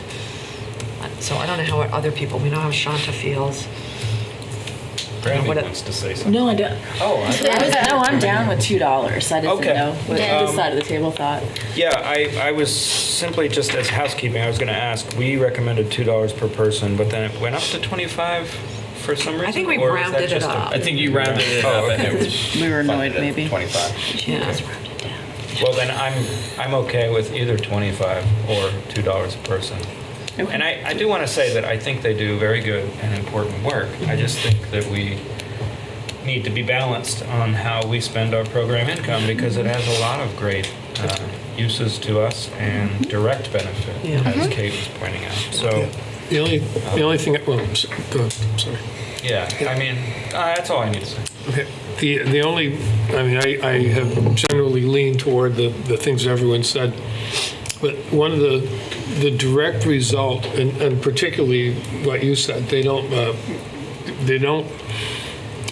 they provide some career exploration activities for high school kids, a wide range of high school kids, but it's job shadowing, and it's not a real program. It's something that's nice, and they can fit it into the school day, and it's not their problem that the schools are structured the way they are and that they can't really do a lot more. And I think a huge need, and I said this at the meeting, is a jobs board, basically. Like, here's what employers need, and here's where you go to find out, and here's where you go to get those skills. That kind of somebody putting that together. But that's also not what they do. But what they do is when somebody takes a community development loan as opposed to a grant, and say it's $1 million, when that gets paid back, $500,000 of that, I think it's a half, comes to us, right? Comes to the town. So the work that they do, which is benefiting businesses and providing opportunities for business to expand and create more employment, also puts money directly into that fund. And there's about $400,000 in that fund, and there's been it's been big. We have a lot of applications, but we don't put out many grants. I'm on that committee, and I'm discouraged that we don't get more proposals and we don't put the grant money out. And this is money that they can put toward things that aren't their normal, that isn't tied to a lot of criteria the way a lot of grants are. And for that reason, and then there are other problems, and lots of people have lots of criticisms about personnel over there and the work they do or don't do. But as far as the work that they do, the support they give to the diverse, I can't remember the name, Diverse Workforce Committee, which is a committee of the Community Equity Coalition, is real. It's the staff for that committee. It really is. And Diana Wally is also really keeps it tightly organized and moving along, but the BDCC representative does a lot of the work, and I think that alone is worth the 30, whatever the number is that they asked for. So you're for the 36? Yeah, I'm giving them what they asked for. Yeah. And the rest of us, what does everybody else feel? Again, I'm still with the 25. I want the 25. Yeah, that's fine. I don't expect you to change your mind. I just, that's the reason that I... No, I mean, I think agree they with do what you're saying. good work. I'm not saying they don't. I think they do good work. But I'm also going off of various conversations I've had with people over the years in terms of, whether or not they felt like they were a part of, and I know young professionals just a small part of their work, but whether or not people, let's say the barista who's working at Mocha Joe's or whoever, if someone's working at the retreat, are they a part of that young, or do they feel excluded from that? So I'd just love to see them do more around, and there's only so many hours a day, I get it, but I just wish there was more they could do more clarification of the good work that they are doing and how they expand upon it. So we all that's a really good kind of point. feel okay with 25? On the RTM warning, 25. Yep. Okay. I can make the next one really easy for you. we talked about the rescue budget earlier tonight. It's $250,000 that's proposed in the budget. Normally, we don't receive their actual invoice for the next year until after we're done with our budget process, and it's an action that the select board takes in the spring. We can bring it to you sooner, and we will at one of the upcoming meetings this year because we've received the information from them sooner. And the FY20 figure that they quoted for us in the invoice is $253,563. It's only $3,500 higher than the $250,000 it's budgeted. $3,500 in a $17 million budget is not going to be noticed. I suggest that changes that you make to the budget at this point should be material. Yeah. You know, things where you're making a decision to do something differently, and so I'd suggest we just leave the 250 and move on. Okay. Okay? So this is going to sound really dumb. So where does that So that means $3,563 come from? it's some over the course of the year, some things cost more than we expected, and some So things cost less than we expected, and some revenues come in higher and some revenues come in lower, and we hope to end the year with at least a small surplus. So this, I just want to clarify. Yes. This is going to come out of surplus. This will reduce the amount of surplus at the end of the year. It doesn't come out of the surplus. But it technically is not going into the surplus, and it normally would go into the surplus. Like any money we have left over. No, actually, that's not how it would work. So if I just you- want to, because we have this conversation sometimes about what's surplus and what isn't. Right, And this so- is what bugs me. Yeah, so there's But it's no 9:30 when I relation. check. This is all FY20 money, so this won't become surplus until, Well, that's what I'm saying. It's going to become surplus someday. well, there will be, we hope, a surplus and not a deficit on June 30th of 2020, which is a year and a half away. Right. And by spending $3,000 more for rescue than we budgeted, that means the surplus at that date will actually be $3,000 less than it would otherwise have been. And what I'm suggesting is that's immaterial in a $17 million budget. If you want to change it, we certainly can. but I don't think it's necessary. No, but those little things, well, we can talk about the whole This philosophy actually later. works to the, if I understand your sensibility that is frustrated at times with how budgeting decisions are made and how surpluses are accrued, this actually works in the way you want it to work. Right. Because the surplus that ultimately occurs on June 30th of 2020 will be smaller for this decision, and it would be $3,000 larger if you advised me to change the budget. Yeah, it's $3,000 in taxes we don't have to raise, even though we're That's going to the point. spend it. Right, Yeah. but I just, like, in my more global thing. Okay, so we can skip these next two because we decided. Right? Yes, We you can did. skip those, which is For sustainability the- officer and bulky item. Yep. Now we have And the the rental. proposed rental And- housing. Why do we have to? You also have given us the blessing Okay. to move Yep. forward with Yep. that, so we're Right. going to make those changes. Yeah, and you're going to come back to us. We're going to put it into the budget. Right. And then we're going to come back to you with the ordinances that are necessary to implement it. Yeah. Perfect. And it won't have any impact on the property tax rate Yeah. because it's going to be fee-based. Yeah. The next item is at the very end of the town meeting last year, it was suggested that the town should put $400 in the budget for childcare at the information meeting and at representative town meeting. We did participate in that. We provided that last year. We can do it again this year. This is even less material than the $3,500 we talked about a minute ago. I would suggest that we do provide the child care and that we don't bother to put a $400 line item. I agree. But can I just make a point? Symbolism that is important. The school, if they're going to be sitting, if the school is sitting at this year's meeting, the school board, they need to pay half of this. Because it's a town and school town meeting. It's entirely possible that there won't be a school Well, meeting. if there is, Yeah.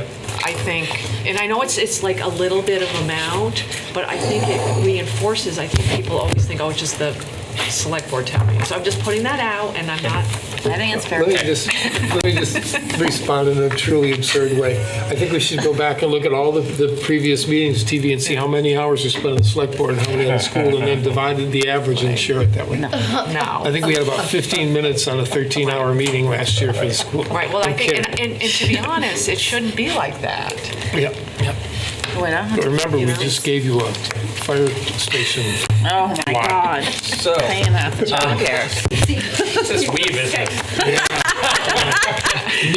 We. This is what happens at the end of the budget process. So the very last item on this list, I just want to make sure that we clearly understand each other, that we've been all the way through the proposed budget now, and there were very few places where you raised questions along the way. Not that we didn't have good dialogue, but very few places where you said, well, I don't know about that one. We have gone through the list of things that I knew entering tonight's meeting were unresolved.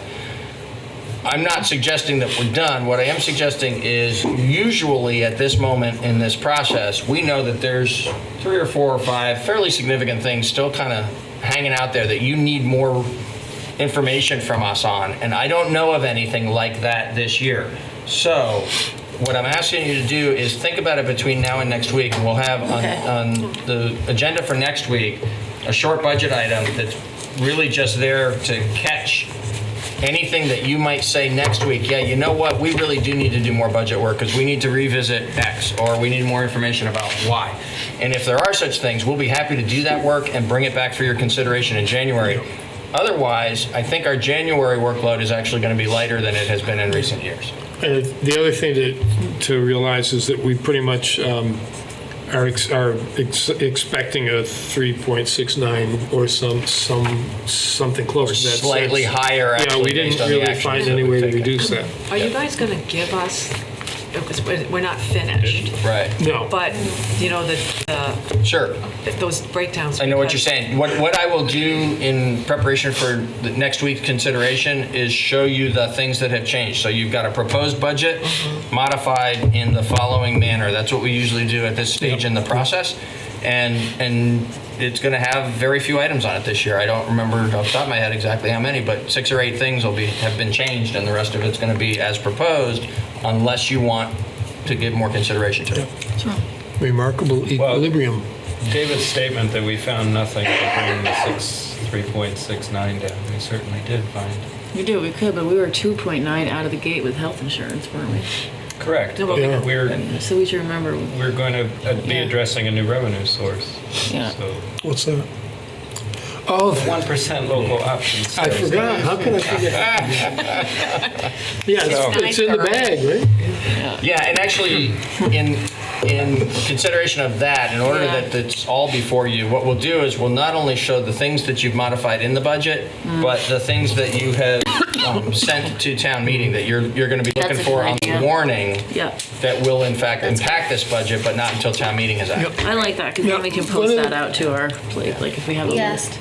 If we want to, how would we go about having a conversation, and I sort of know this, but I'm not certain, having a conversation about whether we want to officially say we're supporting this 1%? We did. Social media, baby.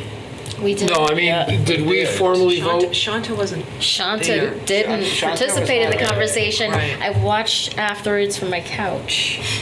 So Certainly I don't remember have it on here forward. What's that? It's not that I won't. I'm weighing. I'm not going to just jump in and say yay or nay. Well, I don't need to do that now. I didn't realize I've been we have following formally voted that the select board supports. It was 3-1 and 1 absent. 301 or 3-1, I'm not sure. You voted to put it on the town meeting warning. Kate had concerns But about that's different than saying we endorse it and we want people to support it. Yeah, I mean, I think I can openly say share Kate's concern, like in terms of the public and people being able to weigh in and have a discussion about it, because I've already have had some people asking me about it and concerns about it.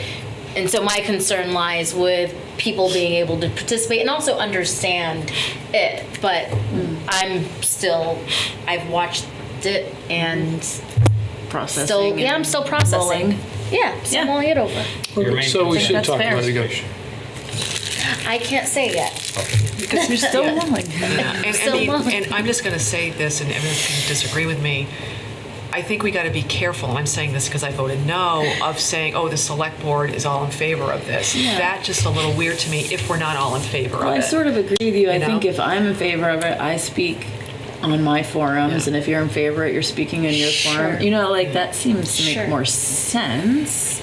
We can say, if 3 of us are in favor, we can say. We voted 3-1, and I don't want that to change that piece of history. Right. No, and I don't think it should, but to say that the select board as a whole should advocate for something, if not all of us are for it. We can always is the say it's question. 3-1. I mean, as long as you say it's 3-1. Yeah. That we should always, because that's a I'm on factual. record that I never voted, Right.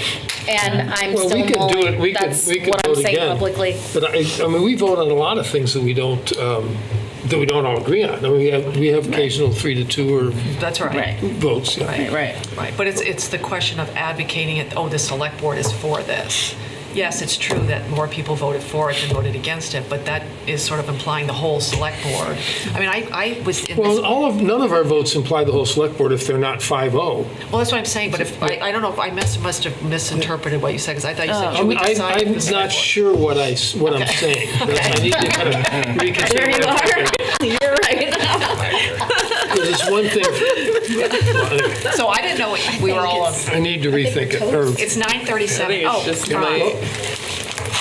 We can't think so As a well. town meeting representative, my opinion is that the select board decided to ask town meeting to decide Right. on the 1% Pretty much. local option sales tax. I didn't take away from that the select board is advocating for that to be passed by town meeting, but rather that it should be considered by town meeting. If you want to, as a body, support that and tell town meeting representatives that you think we should act favorably on that, I would urge you to do so explicitly, because that's not what I take away from the action that you've already taken. So can we have that on our next agenda to actually explicitly determine? Do we need to do that, seeming as how I saw you guys talking about it a couple of weeks ago on video? I mean, you guys already had an extensive conversation about it. No, let me think about it. Okay. Yeah, I mean, I would like There's to go something in. missing in my thinking on this, and I can't Sure. quite pin it down. I feel for you that you weren't here, and I certainly respect that. But we had a vote. I was recovering from surgery, that's why I couldn't be here. No, I'm giving you respect here. Yeah. So we had a 3-1 vote. So to me, I disagree with you, Franz. That was a vote of the board in favor of that action with one dissension. That's how I look at it. What was the action? Was it in favor of putting on the ballot or on the agenda, or was Well, it we in have favor to. of the 1%? So clearly we have to. Well, three of us were in favor of the 1% Well- at that time. Well, we could revisit the exact wording of the proposal that you passed.